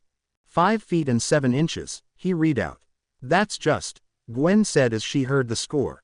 "A disappointingly poor range," Izuku supplied. As Kaminari walked back, he muttered, "Boy, that was bad." "Momo Yaoyorozu, you're next," Aizawa called out. Momo walked up and jumped, and while she was in the air, she pulled something out of her hand. A rope with a hook on the end. And so she swung that to get more distance. And she did. After Aizawa measured it, he read out, 18 feet and 2 inches, as everyone gave a polite gold clap. As Momo walked back, Shota called out, "Fumikage Tokiyami, you're up." The teen with the bird head walked up. The bird boy jumped as a shadow-like creature shot out of his back that grasped something to grant him an extra foot. 19 feet and 3 inches, Aizawa measured. "Shoto Todoroki, you're the next one," Shota called out to the boy. The Todoroki jumped into the air as from his right side, ice started to form to make a slide for him. He made it to the other side of the sandbox. "Cleared," Shota said as he looked at the boy. "Kyoka Jiro, show us what you got," the teacher told her. And she jumped, and got the most shot distance so far. 4 feet and 3 inches, Shota told them all. "I need no sympathy," Jiro said as they sent her looks of sadness. "Koji Koda, bring it," Aizawa told him. And the boy did make a reasonable distance. 9 feet and 2 inches, Aizawa called out. As he walked back, everyone started to calp. And then he tried to hide. "So he's shy. Ochako Uraraka, let's see what you can do," Aizawa said to her. The brown-haired girl put both hands on her chest and jumped, and started to swim. Yep. She was swimming in the air. She released her quick and landed on the ground to clear the sandpit. "Cleared," Aizawa said as the others looked shocked. Next up is Mashirao Ojiro, the boy with tailed walked up once Aizawa called him. And the boy jumped and, while he was in the air, he used his tail to go further and get the distance of 8 feet and 3 inches, Shota called out. "Itsuka Kendo, time to see what you can do," Aizawa called as she jumped. 4 feet and 8 inches, is the distance that she reached. "Must train harder," Kendo thought as she walked back to the other. "Crazy I mean Mei Hatsume," Azamwa was saying before correcting himself. Mei walked up to the line and jumped. 6 feet and 6 inches, he read from the tape measure. Mei walked back with a crazed smile on her face as the others looked impressed. "Melissa Shield," Shota called as the girl jumped and shot out a grappling hook and landed out the sandbox. As she landed and everyone was shocked. "She created," Mineta yelled. "Why is that Mineta?" Shota asked him. "Because she has a grappling hook," he said to the teacher. He nodded his head until he said, She is like Midoriya and Tennyson. I'm quirkless, Melissa said as the shock grew as they realized that two of the leading people were quirkless. So they each need something to keep up with you lot, Shota said as a smile grew on his face. I have this thing on my wrist, my Shishiken and my dying will flames of the sky, Izuku told them all as he smirked. I use magic, Gwen told them. And I have my gadgets, Melissa told them as their jaws dropped. So it should be easy for you to beat them, Aizawa told them as he called out the next person. Yuga walked up to the line, jumped and cleared the sandpit. Mezzo Shoji, you're up, he walked up and jumped. 5 foot and 10 inches, Aizawa measured the distance before calling out, Honta Siro, you're up, and so the teen walked up. Come on, Siro, bring it, he said to himself as he jumped and shot out tape from his arm and cleared the sandpit. Fuyumi Todoroki, are you better than your younger brother or not? Aizawa said as Fuyumi walked up and jumped and shouted out fluorescent blue flames from her hands that started to make ice pillars and jetting to clear the sandpit. And it seems that you can, Shota said as he yelled, Himiko Toga, you're next, as the ash blonde girl walked up. She jumps and dose, 6 feet and 10 inches, Shota said as Toga walked back to the others. Mina Ishido, as the pink girl walked up and jumped. 10 feet and 7 inches, Shota said as he looked at the distance. Toru Hagakure, Aizawa called out as the invisible teen walked up and then jumped. 3 feet and 3 inches, Toru Hagakure seemed to shrug her shoulders and walked back to the others. Rikido Sato, what you got? Aizawa asked him as the brown-haired boy walked up. Shota walked up to him and said, 9 feet and 10 inches was his distance. As he walked back, he said, that was easy. Minoru Mineta, let's go, the little guy got himself ready. Mineta jumped and got 2 feet and 9 inches, Aizawa called out. Eijiro Kirishima, was who Shota called up next and jumped a sound, 7 feet and 10 inches, and walked back to the other. Ida was called up next, and as he jumped, he set off his engines to gain some distance. 13 feet and 1 inch, is what Shota called out before kaying up, Konako Heizono you next, as the white-haired girl walked up. She jumped and then shot out dust from her hands to gain some distance, 11 feet and 9 inches, as she walked back. Tsuyu Asui, Shota called up the frog girl who cleared the sandpit. Katsuki Bakugo, Azaka called out as the girl that looked like a Pomeranian jumped and used her explosions to clear the sandpit. Izuku Midoriya, Izuku walked up, turned into Stickfly and flew to the Tother Send. Hitoshi Shinso, jumped and did make some reasonable distance of dead on 6 feet. And finally, Gwen walked up, jumped, formed a pink thing from her hands, and swung to the other end of the sandpit. They next walked up to 3 lines on the floor, repeated side steps as the next test, so, Shota was saying, and searingly the person that did the most was Mineta. Who somehow managed to do 10,000. Who knew the little fella had it in him? The next test was a distance run. It was Momo who had built a scooter and was riding it. Now for the final test, Shota called out. Everyone turned to him. They got ready for what they had to say. We are going to do the ball test, and the person that scored the lowest overall will go first, Shota told them all. Mei Hatsume, you're up first, he said as he tossed her a ball. Robots wheels a screen out to show the scores. As Mei held the ball, her posture changed as her eyes started to spin, and she threw the ball. 705.3 meters is what the screen showed. Kyoka Jiro, you're next, she just threw the ball up. And it with a baseball bat. Shota gained a small smile as the screen showed 701 meters. Well done, but your swing was a little high, he told her. Yuga Aoyama said to the feminine-looking male. He walked up, threw the ball, and sent out his laser that hit the ball as the screen showed that it flew 700 meters. Konako was called up next as she put something on her right middle finger and thumb. She threw the ball before shooting a spray of dust at it. She clicked her fingers as the dust formed an explosion sending the ball flying. 300 meters was shown on the screen. Hitoshi Shinso, the purple-haired boy walked up. He was holding the bat that Jiro used and did the same thing but was trying a little too hard. That was low, Aizawa said to him as the screen showed 290 meters. Okay, Minoru Mineta, your turn, Aizawa told the kid. He ran to the circle on the floor and lobed the ball. 100 meters. That's okay. Denki Kaminari, you're up. As the blonde walked up to circle, he caught the ball and then threw the ball out and sent a blast of electricity at the ball. 566 misters are what showed on the screen. Not bad, kid, Aizawa told him. Koji Kota give it everything, he continued as the boy with a rock-like head walked up. He threw the ball and then cupped his mouth as a bird came and carried the ball. Before it dropped it, 420 meters was on the screen, and Bakugo said, blazing. Really? Izuku asked her. As if you didn't want to say it, she said back at him.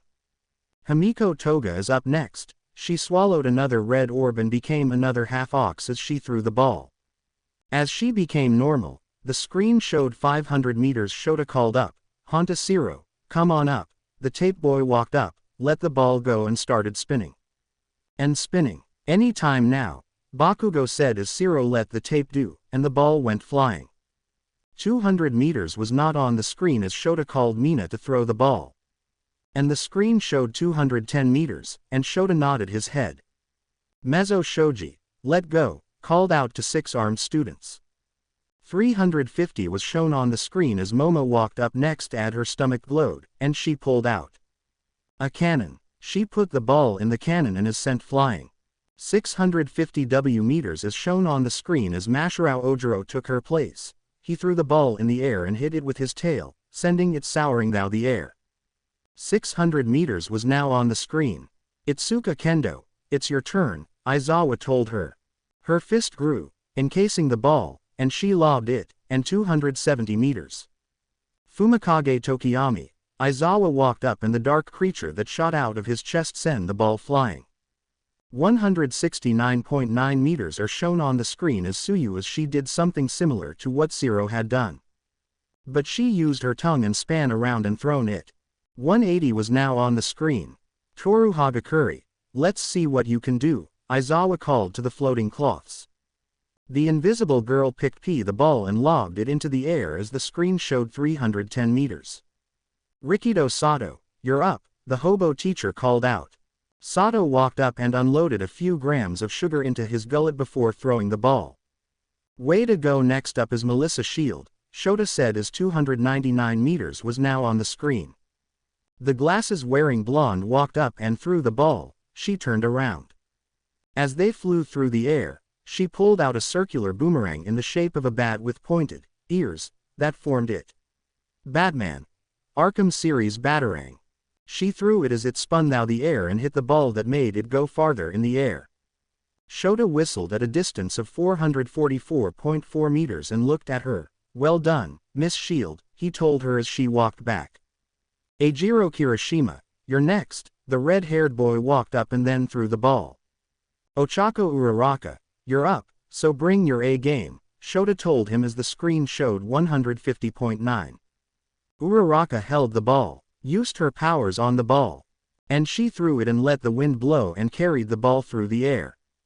Now that is what I'm on about, Shota said as the screen just showed infinity for her score. Tenya Ida, Shota called the boy with thick calves up. And so he chucked the ball as it sailed through the air. The screen showed 279 meters. Time for the younger of the Todoroki siblings. Shoto, you're next, Shota said as the boy walked up. He threw the ball as ice grew out of the ground and hit the ball. 199 meters Shota said as the male Todoroki walked back as the female Todoroki walked into the circle. She threw the ball before she breathed out her fluorescent blue flames that aided the ball further. 400 meters, Shota muttered. Gwen walked up next as she got into the circle and threw the ball before sending out a disc of pink energy that hit the ball while it was in the air. Not bad, Miss Tennyson, Shota said as the screen showed 666.6 meters. I thought that you cleansed our family, Izuku asked as she walked back to him. So did I, Gwen said as she looked at her score.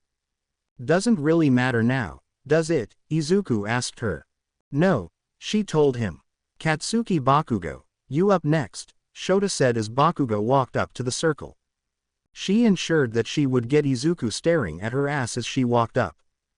Did it work? If my Gwen slapping the back of his was any indication, then yes, he did. She held the ball in her hand and threw the ball, and as it left her hand, she yelled, "Die." The tip of her finger sent out an explosion that sent the ball flying 705.2 meters, and that is a wrap, Shota said as everyone looked confused. What about me, sensei? Izuku asked him. You have already done it, he said as he pressed a button on his phone that showed Izuku's score from earlier. 900 meters. To me, I don't think you need to do another one, Shota told him. Now for your rankings, he continued. 1 Izuku Midoriya, 2 Katsuki Bakugo, 3 Gwen Tennyson, 4 Fuyumi Todoroki, 5 Ochako Uraraka, 6 Shoto Todoroki, 7 Tenya Ida, 8 Melissa Shield, 9 Toru Hagakure, 10 Masharao Ojiro, 11 Rikido Sato, 12 Momo Yaoyorozu, 13 Eijiro Kirishima, 14 Itsuka Kendo, 15 Tsuyu Asui, 16 Fumikage Tokiyami, 17 Mezzo Shoji, 18 Himiko Toga, 19 Koji Koda, 20 Mina Ashido, 21 Denki Kaminari, 22 Honta Siro, 23 Yuga Aoyama, 24 Mei Hatsume, 25 Konako Heizono, 26 Hitoshi Shinso, 27 Kyoka Jiro, 28 Minoru Mineta. Everyone looked at Mineta and sent him looks of pity as he got ready to say goodbye to him. Just to let you all know now, no one is getting expelled, Shota said as he walked back to the school. Everyone let out a breath of relief. You wanted to push us, Izuku said, asked him. Yep, he said as he turned around. If you're not giving it your all, you'll be killed, he told them as they all realized that he was pushing them. Now go get changed and return to class. We have something important to do, Shota told them. UA. Boys' changing room. As all the boys walked into getting changed, Tenya turned to Izuku. I'm sorry about my behavior at the exam grounds, he said as he bowed to the green-haired boy. No, it's fine, Izuku said as he put his shirt on. But what I demanded of you was unforgivable, Ida said, but Izuku held up a hand. You're right, but it also showed that I need to keep a low profile, Izuku said as he put his trousers on and did his belt. What do you mean? Kaminari asked him as he did the same. Well, I may be All Might's apprentice, but right now, Izuku said as Ida finished for him. Need to get stronger so that one day you can replace All Might.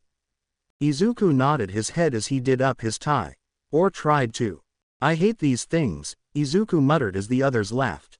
Kirishima walked over and helped him with it. Well, it's a good thing that you're not good at everything. Izuku joined in on the laughing. UA. Girls' changing room. As the girls changed, they could hear the boys laughing on the other side of the wall. What are those boys laughing at? Toru asked the others.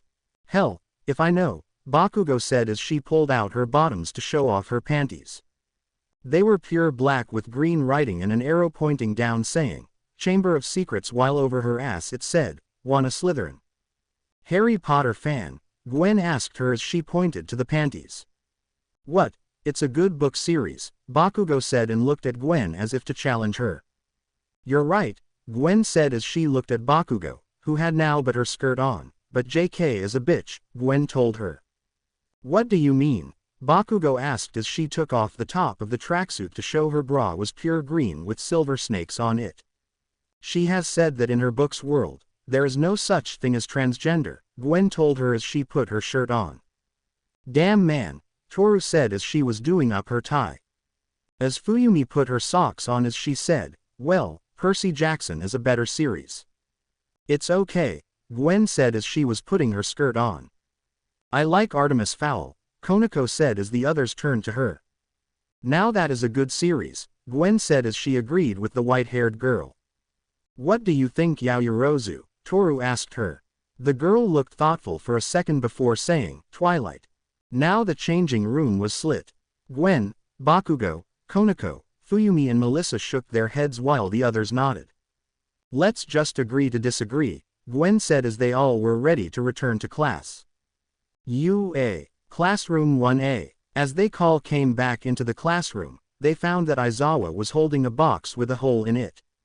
Now we are going to pick your seat in dorm room, the teacher said. What do you mean, sensei? Momo asked him.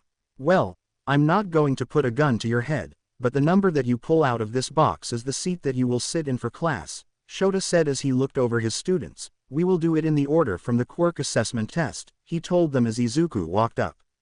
He put his hand into the box and pulled out a ball with the number 18. Okay, your seat is the third row, 3 seats down, third on the left and second on the right, Shota told him as Izuku went and sat in his seat. Next is Bakugo. She walked up and pulled out a ball with the number 17 on it. You were in front of Midoriya, same row, Shota told her as she went and sat down. She brushed against her skirt to show Izuku her underwear as she sat down. And if the bit of blood coming from his nose was anything to go by, she was happy. Tennyson, was all Aizawa said as Gwen walked up next and dug out a ball. I'm C28, Gwen told him. Aizawa looked at the board for a second before turning to her. Last row and last seat, he told her. She nods her head and walks to her seat. Fuyumi walked up next and pulled out a ball with 26 on it. You were in the same row as Tennyson but a seat behind Midoriya, Shota told her. She nodded her head as she walked to her seat as Uraraka walked up and pulled out a ball. My seat is number 5, she told Aizawa. Okay, first row 5 seats down, he told her. She walks over to her seat and sits down as Shota walks up to Shota. I'm seat 15, sir, he told Shota after pulling out the ball. I see, then you're in the front and the same row as Midoriya and Bakugo, the hobo teacher told him. Ida walked up next as he pulled out the ball with the number 4 on it, right same row as Uraraka but in front of her, Shota told him as he walked to the seat in front of the brown-haired girl. Now, Shield, you're up. The blonde girl walked up and pulled out 27, you're in between Tennyson and girl Todoroki, Shota told her. Melissa walked over and sat down. My turn, Hagakure said as she walked up and pulled out a ball with 16 on it. Okay, Hagakure, sit behind boy Todoroki, he told her. As she went and sat down, Ojiro walked up and pulled out a ball with 6 on it. So I'm behind Uraraka, sir, he asked Aizawa. That's right, he said as Ojiro walked off. Sato came up and pulled out a ball with the number 10 on it. Right, your seat is to the left of Bakugo, he told the brown-haired boy. Yaoyorozu walked up next and pulled out a ball with 20 on it, right 2 seats behind Midoriya and next to Shield, he told her as she walked over to her seat. Eijiro Kirishima, you're next, the red walked up and pulled out a ball with 8 on it. At the front to the left of boy Todoroki, Aizawa told him as he went to his seat. Kendo walked up and pulled out a ball that was labeled with 23, you to the right of our invisible student, Aizawa told her. Asui walked up and pulled out the ball with the number 3 on it and sat down in front of Ida. Well done, Aizawa told her as he turned to the next person, Fumikage Tokiyami. Let's see where your nest is going to be. The boy with the bird head walked up and pulled out a ball that held 14 on it. 2 seats left of Tennyson, Shota told him as he walked over to his seat. Shoji walked up next and pulled out ball number 11. The seat left of Midoriya, the hobo teacher told him.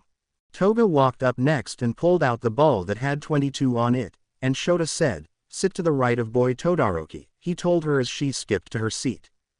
Okay, Kota, your turn, Aizawa told him. The shy boy walked up and pulled out a ball with the number 9 on it. Your seat is to the left of Hagakure and Ashido, you're next, Aika told the shy boy before calling the pink girl over. I'm seat number 2, sir, she told him. Well then, you're next to Kota, he told her, and as she sat down, Hagar shouted out. Connect 4, Shota groaned as he looked at her. You're dead to me, he told her. Kaminari walked up and pulled out a ball that held the number 7 on it. You're the seat left of Tokiyami, he told the boy. Zero walked up next and pulled the ball with 13 written on it. You're the left seat to Yaoyorozu and 2 seats right of Ojiro, he told the tape user. As he moved, the boy with the laser walked up and pulled out the ball labeled with 1 and then sat in front of Mina. Mei Hatsume, come on up, he told the pink-haired girl as she pulled out a ball with 25 on it.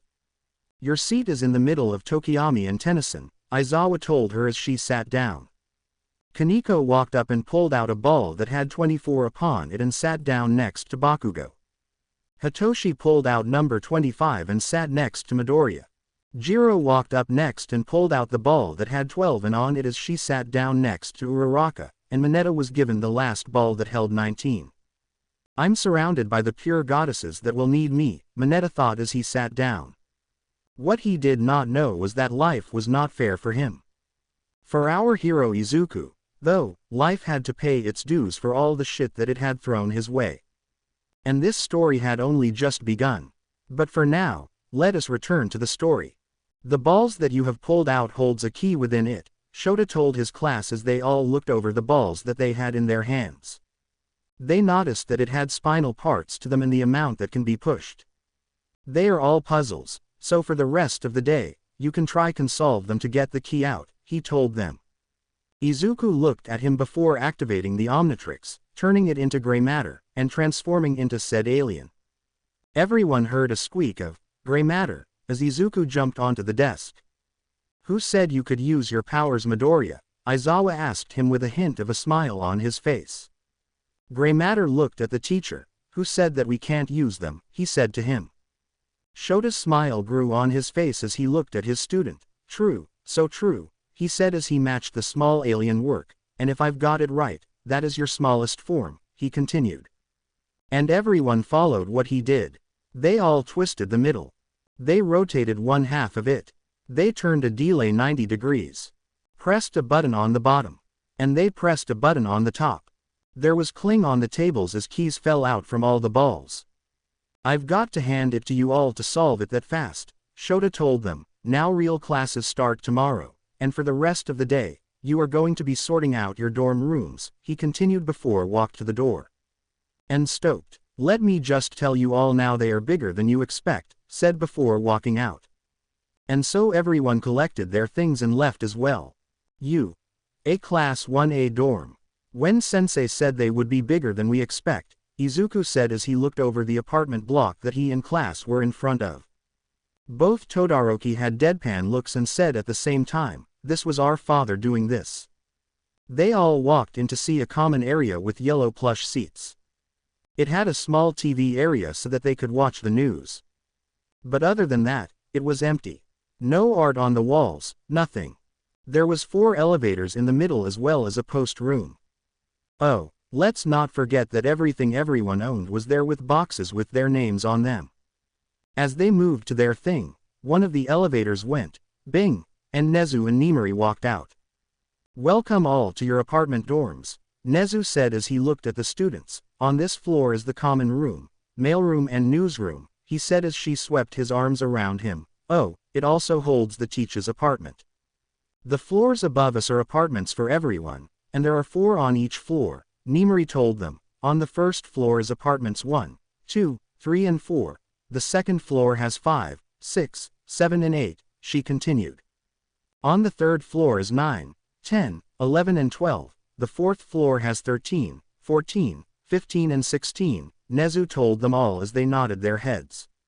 Now on the 5th floor holds apartments 17, 18, 19 and 20, Nimari said as her eyes swept over the students. 6th floor has 21, 22, 23 and 24 while the top floor holds apartments 25, 26, 27 and 28, she finished. As the students got ready to move their things to their apartments, Nezu spoke. Each apartment has 4 bedrooms, a master and 3 guests, a bathroom, a kitchen, an office, built-in storage and a living room. But that's not all, Nemrui said as she regained the attention of the students. Below is the training room that has a swimming pool, weightlifting room, a boxing ring, a soccer and football field, mediation zone, a sauna and other types of workout equipment, Nezu told them all. You all will be given an allowance of 3 things, yen, tadens and credits, Nezu told them as Gwen and Izuku rose an eyebrow. We were going to give you 7,000 yen originally, but then we realized that it would not be enough, so we are giving you more, the Chimera told them, so we age giving you 39,613 yen. We are, however, stinking to the 100 tadens and 500 credits, Nimari said as Izuku did some math in his head. So we are getting 671,123 yen for our allowance, Izuku asked them as both teachers looked confused. 100 tadens is 57,410 yen, and 500 credits is 574,100 yen, Gwen added. Both Nezu and Nimari looked shocked but then nodded their heads. I think that we both failed to realize what the conversion was from the currency to yen, Nimari said to her boss. The teachers turned back to the students. Now let's put your stuff away, and we will see you in class, Nezu told them. And so all the students grabbed a box, or in Izuku's turned into 4 arms, and carried all 4 of his boxes to an elevator and got in. And went to the 5th floor. The next day, UA Academy, Classroom 1A. Everyone was in class as they were ready for their lesson for the day. So, how was everyone's night? Ida asked out loud. He got a load of answers from everyone telling him that it was good, excellent or great. Before, I am here coming thou the door like a normal person, All Might said as he opened the door. All Might walked to the podium at the front of the class. Today is hero basic training, so, he said as he pressed a button as the wall opened and showed briefcases with numbers on them. Now everyone takes the briefcase with you that has your number on it, All Might told them all. Once you all are changed into your hero costumes, then head to ground beta, All Might told them. And with that said, he left to head to the training ground. Ground beta, observation room. As everyone walked into the room, they were dressed in their hero suits. Aoyama's hero costume consists of a bluish-black bodysuit, over which he wears a suit of metallic lavender and golden armor. A chest plate, 2 spherical shoulder pads, elbow-length vambraces, and knee-length boots. His chest plate has a high V-neck collar with a golden Greek fret-like trim, as with the lower diaphanous piece under the belt and the edges of the vambraces. It also comes with a long, glittery indigo cape and a belt with a golden ring-shaped buckle with a blue crystal, from which he emits his quirk, matching the smaller ones over his shoulder pads and knees. In addition, he has straight angled golden lines running down his baggy pants, a matching set around the shafts of his boots, and he wears a red-tinted wing-shaped visor over his eyes. Hina's hero costume consists of a plain white mask over her eyes, a purple and skin-tight turquoise bodysuit with a camouflage pattern, ending just above her beeps. Over this, she wears a cropped, sleeveless, tan-colored waistcoat with white fur along its collar, which she leaves unbuttoned. In addition, she wears custom-made plum violet and beige acid-proof boots with holes in the soles, allowing her to secrete acid from her feet to slide around. Tsuyu's hero costume consists of a bright green turtleneck bodysuit, tan-colored gloves with large buckles on each wrist guard, and 2 matching belts, one above her beeps, a strap at either side going around her shoulders, and one around her waist, tiny green dots embedded into it all the way around. 2 black lines run down her suit, each framed with yellow, and she wears tight black boots with markings in the shape of a V on her thighs, green webbed flippers resembling frogs' toes on her feet. She wears a headband with a color matching her gloves and goggles with dark green tinted lenses attached on either side. Ida's hero costume consists of a black one-piece suit with a high collar, over which he wears various pieces of armor, all in a pale silver, including a chest plate, a metal collar around his neck and another around his upper arm, and metal vambraces that extend past his elbows pointed at the ends. In addition, he wears a helmet covering his entire face, its sharp bevel full of holes to allow him to speak and breathe easily, and its upper piece rounded over his head with 2 larger holes on either side, 2 curved horns just behind, and a single spike sticking out of the back of his head. Uraraka's hero costume consists of a skin-tight black full-body suit with a pale pink design down the middle of her torso, 2 black circles on her chest, and a black rectangle below her waist, running between her legs. There are 2 more pink patches over her shoulders, and both are cut off by darker pink armbands that match the thick choker around her neck. In addition, she has circular wrist guards, a dark pink handle on the back of each one, wide knee-high boots with magenta soles and a 2-piece belt around her waist, a circle embedded into the center where the pieces join up, a helmet with a tinted visor sometimes worn on her head, all of which are the same pale pink color. Ojiro's hero costume is a plain karate gi, tied with a black belt, its collar partially lined with fur. He also wears black boots with sand blue details. Kaminari's hero costume, he wears a plain white shirt, over which he wears an open black jacket with a white lightning pattern across his back and matching pants with 2 lines running down his legs.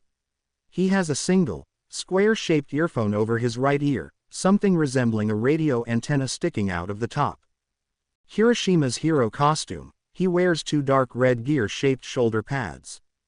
A jagged sash joins the one on his left to the right side of his belt, which has a red R set into its center, standing for his hero name, Red Riot. Below this, he wears baggy black pants and a half cape with a ripped hem. He also sports dark red boots and multiple thick rings around his calves. He leaves his chest bare and wears a wired guard around his face, reaching from just above his hairline to below his jaw, an extra piece going over the bridge of his nose, and some spiked pieces around his mouth which resemble little fangs. Overall, this look slightly resembles an oni, a troll-like creature commonly seen in Japanese folklore, but whether this was purposeful or not hasn't been confirmed. Kota's costume is a tight yellow suit, only reaching his knees and elbows, with a large red marking over his torso and at the ends of his sleeves. In addition, there's a symbol resembling an open mouth on his chest, and he wears yellow shoes with red lining.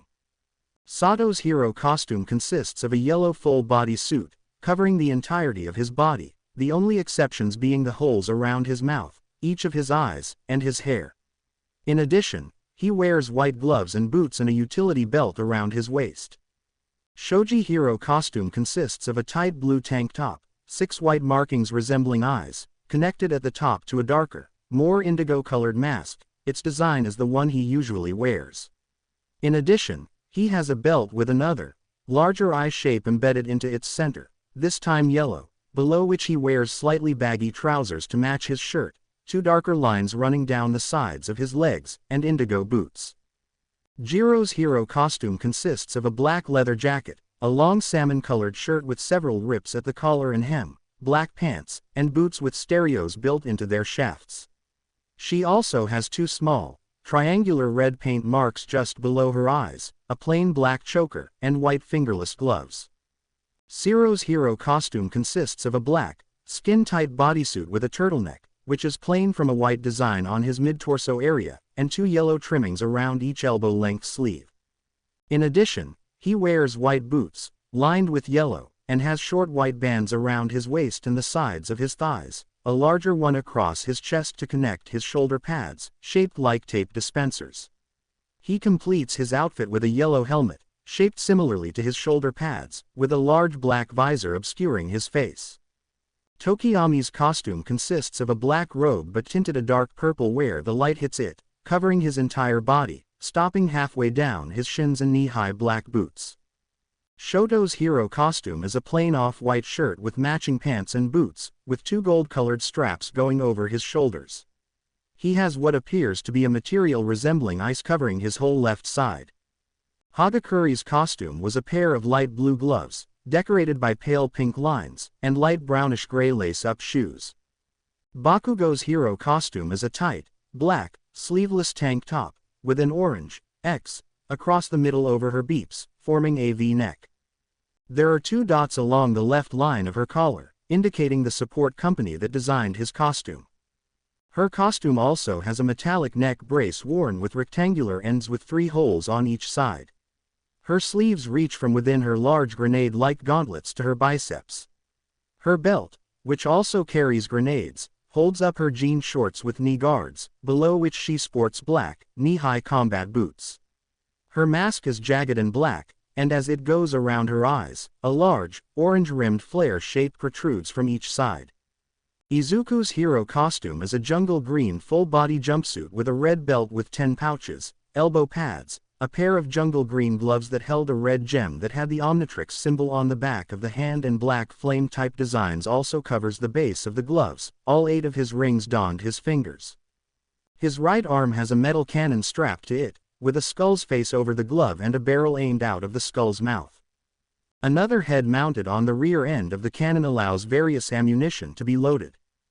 A bangle on his left shoulder with a circular-shaped plate with 10 pieces of metal sticking out to make it look like a sun, knee pads, black combat boots. He also had on a lime green jacket. On his head was a jungle green helmet that resembled a lion with a gold-tinted visor that highlighted the jaws of the lion over the eyes. Around his waist is another belt that held silver thin rectangular tubes, 8 in total. His costume is a jungle green Gekkadranger suit, with X gloves version Vongola gear but green with black flames, the flame arrow from Katekyo Hitman Reborn, the Bangle of the Sun version X Cambio Forma, Go Buster's red Buster helmet but with a lion theme instead of a cheetah and green with a gold visor, and with 8 Seal Schneider from Bleach. Manetta's costume consisted only of a purple shirt and was masked with a yellow cape, boots, and gloves. His pants are white with light purple trim, and they stick out quite a lot around his waist. Momo's hero costume consists of a high-collared, sleeveless crimson leotard with silver lines at her waist and around her arms, which is open to expose her skin from her neck to just below her navel. In addition, she sports calf-length red boots with heels, which dip sharply down in the center, and 2 gold utility belts around her waist, another thinner one around the top portion of her chest, below her shoulders. Mei's hero costume was a black coat with a Barbie pink arrow pattern and a zip down the front. The coat has a zip that goes from the top to the middle, with a long skirt in the front. She has a glove on her left hand, an arm guard on her right forearm, and black combat pants with knee guards. On her back was a quiver full of arrows and a capital bow. Marvel Hawkeye during Age of Ultron. Toga's costume was a crimson heavy-duty jacket and a miniskirt, long black stockings, black knee-high combat boots, and black gloves. Helsing Sarah's Victoria outfit. Kendo's hero costume is a turquoise knee-length kipao, over which she has a black double-beeped corset, ending just below her beeps. She also sports black short pants under the kipao. For accessories, she wears a loose brown utility belt around her hips with a satchel attached at the back, a thin black domino mask around her eyes and white-heeled navy blue boots with wide vamps that reach down to her toes, filled in with white slips. Kaniko's hero costume was light purple panties, a black low-cut sports bra, along with arm pads, a thin face mask, a large metal respirator, black ankle boots, and a utility belt with garters. She also wears purple gloves exposing the back of her hand. Hitoshi's was a black suit with had a royal purple armor plating over his chest, arms and legs, a utility belt, a detachable mask-like device over his mouth, a pair of royal purple gauntlets adorned his arms and a pair of green and white sneakers. Fuyumi's hero costume is a long dark blue coat with silver details, which reaches down to a little bit below knee length. The coat is zipped up to form a corset-like top with a snowflake-like symbol in the middle of her waist, possibly featured as an emblem for the suit. It also has a dark blue dress underneath the coat and long dark blue boots to her thighs. Killer Frost first costume in The Flash. Melissa's hero costume was a full-body black armored suit that had spiked gauntlets. Over her chest was a golden bat. She had a cape and cowl, with the cowl having pointed ears, a gold utility belt that held a ton of things, and gold armored high-heeled boots. Batgirl in the Batman Arkham series. And Gwen's costume was a blue and black spandex suit with 5 circles on her right arm. A blue hood, a navy mask, a belt with a cat held many pouches. On her feet were ballet shoes with a metal toe guard. Ben 10,000 Gwen suit. They ensure the room held as Izuku's eyes turned to Uraraka, who seemed to struggle with walking. "You okay?" Izuku asked as he walked up to her. "Yay, just they made my costume a little too tight," she told him. He could see that it truly hugged her figure perfectly. "Too perfectly. Yay, I can see that," Izuku said as he gained a blush on his face. "If you want, you can get it changed," he told her. "Really?" she asked as she tilted her head to the side. "Yay, you can always say that it was not what you wanted," Izuku told her before adding, "and if you want when we get back to the dorm, I can build it for you. I mean, I build mine so," Izuku said as he told her. "Ooh really?" she asked in surprise. "I didn't really mind," Izuku said to her. "I mean, if you don't mind, that is," Izuku said as he scratched where his helmet. No, I think that it's a good idea so that I don't have well," Uraraka said as she looked to the side to see Mineta looking at her with pervy eyes. "Say no more," Izuku said as his tone changed. His body let out his golden aura and lit his mist flame ring as he looked at the tiny perv. Now to everyone Mineta just was scared of Izuku. But to Mineta, there was not Izuku. No, there was a green lion with an orange flaming mane and golden eyes that looked ready to feast on the one that had angered him. It was enough to make him cry. Before Izuku could open his mouth, he felt a hand on his shoulder that disrupted the illusion. He turned to see All Might with humor in his eyes as he looked at his apprentice. "Don't you think that was a little much?" he asked him. "Pervs like him should be crushed and stomped out, and if making them cry is the way to do that," Izuku said as he looked Mineta dead in the eye. The visor went into the helmet to show Izuku's eyes, and for a second, they were cat eyes. "I'm more than ready to make them cry," he finished. And then his visor came back down, recovering his eyes. "True people like him do not have a place in the hero course," All Might said as he looked at Mineta, "but we can't expel them, but they can also be placed with only male students," he continued with Mineta's face showing actual shock at what the hero had said. All Might then walked to the front of the class with the big screens showing the layout of buildings. "Now, back to the lesson. As I told you all earlier today, hero basic training, and we are going to be training you call with defending and defeating each other," he told them as they call nodded their heads. "And to make it fair, we will play heroes and villains," All Might told them as he pressed a button on the screen as all their names were sorted and placed in teams from the letter A to N. Team A: Izuku Midoriya and Ochako Uraraka. Team B: Shoto Todoroki and Mezzo Shoji. Team C: Honta Siro and Momo Yaoyorozu. Team D: Katsuki Bakugo and Tenya Ida. Team E: Mina Ishido and Yuga Aoyama. Team F: Koji Koda and Rikido Sato. Team G: Denki Kaminari and Kyoka Jiro. Team H: Fumikage Tokiyami and Suyu Asui. Team I: Mashirao Ojiro and Toru Hagakure. Team J: Eijiro Kirishima and Minoru Mineta. Team K: Himiko Toga and Gwen Tennyson. Team L: Konako Heizono and Hitoshi Shinso. Team M: Melissa Shield and Mei Hatsume. Team N: Itsuka Kendo and Fuyumi Todoroki. For this lesson, this is going to be the teams used for this exercise, All Might told them as he pressed another button as two of the teams was chosen to go first. "Now for the villain team, you will need to guard a fake weapon, and the hero team must either place a hand on the weapon or capture the villains," he told everyone. "But how would the villain teams win?" Konako asked him. "You must either hold them off for long enough or capture them," All Might told them as everyone nodded their heads. "The first hero team will be," All Might said as the computer spat out two names. Team A. Izuku and Ochako nodded their heads as Ochako pumped both of her fists, and Izuku clicked his knuckles. "And they will be facing," he continued as the computer spat out another two names. Team D. Ida was nodded his head while Bakugo looked at Izuku. "I need to show the king my strength that I can be his queen," Katsuki says in her head as she looked at Izuku and Ochako. "Round face will not be his queen. She can be there when I cannot and be a vessel for his seed," she thinks to herself. "So now head out," All Might told them. Ground Beta, Battle Building A. Both Izuku Ochako was waiting for the go as Izuku turned to her. "Kachin is going to come after me because of the history between us," Izuku told her. "Who is that?" she asked his confused. "She wants to be the next number one or did," Izuku said as he thought about it. "So when we enter, I will need you to find Ida and find the weapon," Izuku said as he hated the belt with the tubes to her. "What are these?" she asked him. "Something that will give us the win," he told her. "When you find Ida, send me a signal and will these gains blades, and when they do, stab them in the ground around Ida," he told her. "Can you show me?" she asked him. Izuku nodded and held up his right finger as rain flames lit as from the tube a glowing blue blade made from rain flames.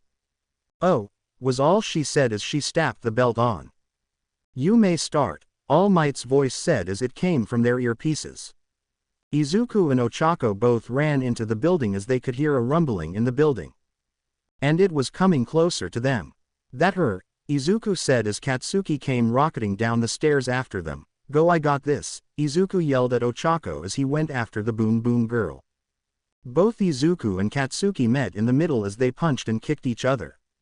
Ochako was heading for the stairs as Katsuki noticed her and got ready to attack her, but heard her king say, "Mud wall," as a stone wall burst out of the ground with a roaring lion on it. "Sorry, we must have our days once again," Izuku told her. Katsuki turned around to see Izuku with one knee on the ground in his hands. "But only this time I'm leading the dance," he said as he sprung up with his leg back as he was going for a kick. "Sorry, I can't let you do that, my king," Bakugo said as Izuku gained a look of confusion.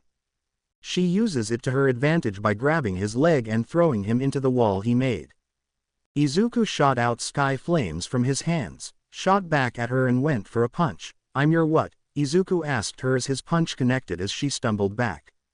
My king, and if you carry on like this, then I will gladly be your queen, Katsuki said as he blew a hole in the ceiling and jumped into it. Carry on like what? Izuku asked himself as he jumped after her only to get a beeper punch in the chops by Katsuki. As if you don't know, she said as Izuku recovered as the golden lion aura coats his hands. I know nothing, Izuku said as he went for palm strikes and punched at her. Dos really matter now dos it, she told him as Izuku rushed her with both his palms and stricked her in her stomach. She was sent into a wall and exploded it to make her way out. Good. But it seems that you're still holding on to the block to stop the king from coming out, she said as she gained a pink dusting over her cheeks. What the beep has happened to her? Izuku asked himself as he thought about all that had happened recently.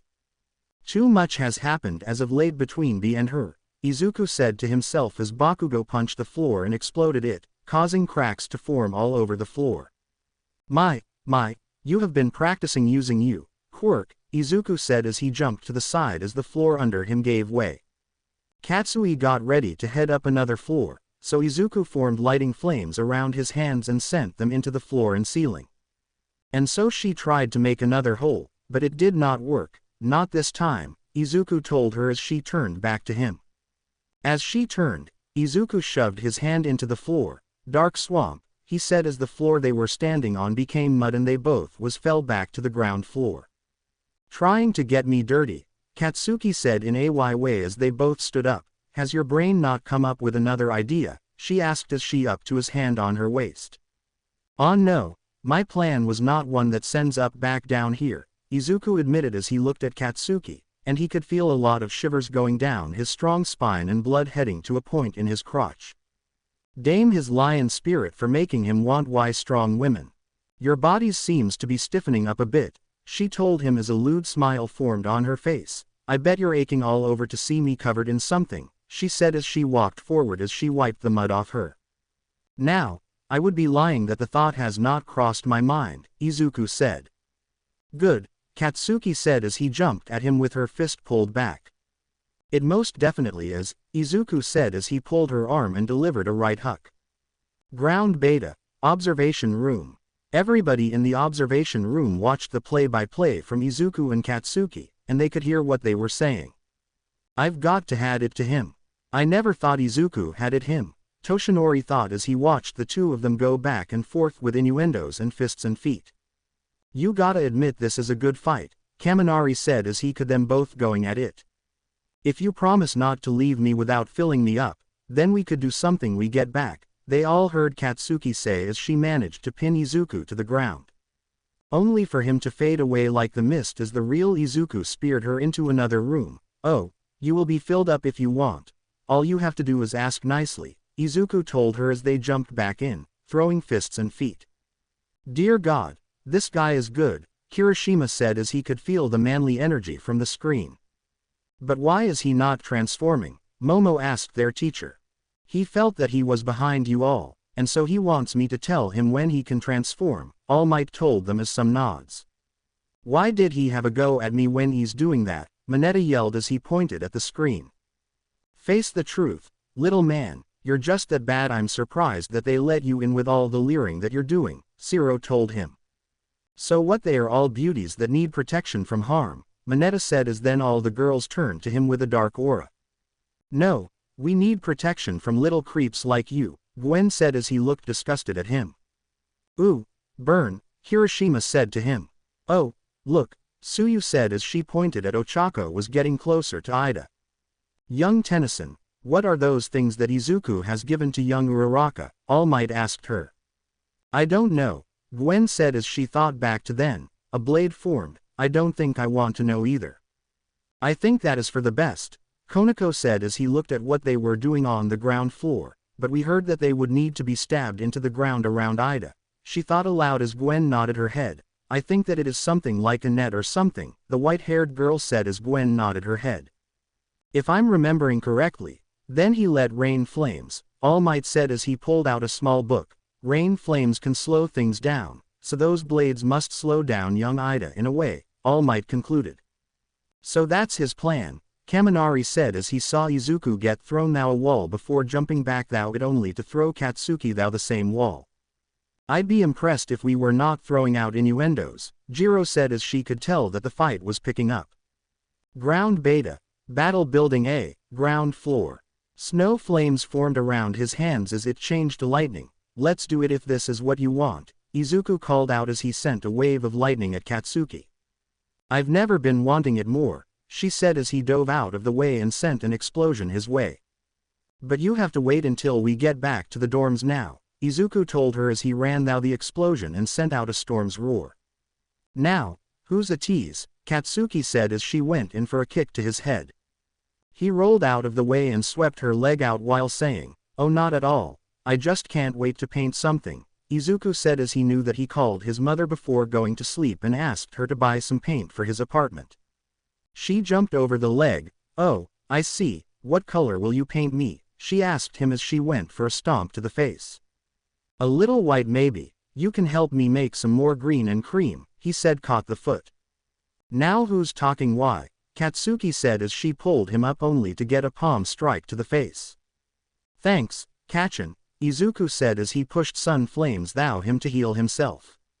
As she let go of him, he grabbed her arm and judo flipped her over his shoulder. A lesser man would try something, Izuku told her as she lifted her head and beeped him.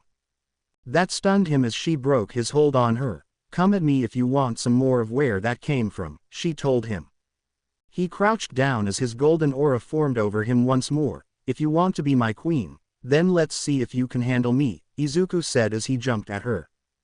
Ground Beta. Battle Building A, top floor. Ochako walked up to a door and looked inside to see Ida looking through the door next to the face weapon.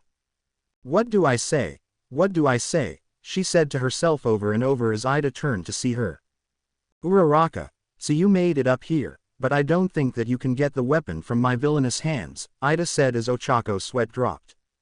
Is he real monologuing? She thought to herself. So I will now have to defeat you in the name of villainy, Ida said as he looked at the brown-haired girl. Do something, she thought as she looked down at the tubes on the belt. Then finally, she gained a thought about what to say for the signal, and it was so going to be epic. As if struck by a thunderbolt, she shot up and thought about how to say it with the speed of lightning. So walked thou the door with the air of a very confident person. It was that very air that frightening. What are you going to do to me? He asked her. She breathed in a massive breath and yelled out, Galileo. Ida stopped as his breath seemed to shut down and asked, Galileo. Magnifico. Izuku yelled as the ring on his right ring finger lit with rain flames. But it was short-lived as Katsuki lifted one of her arms up and pointed it at him.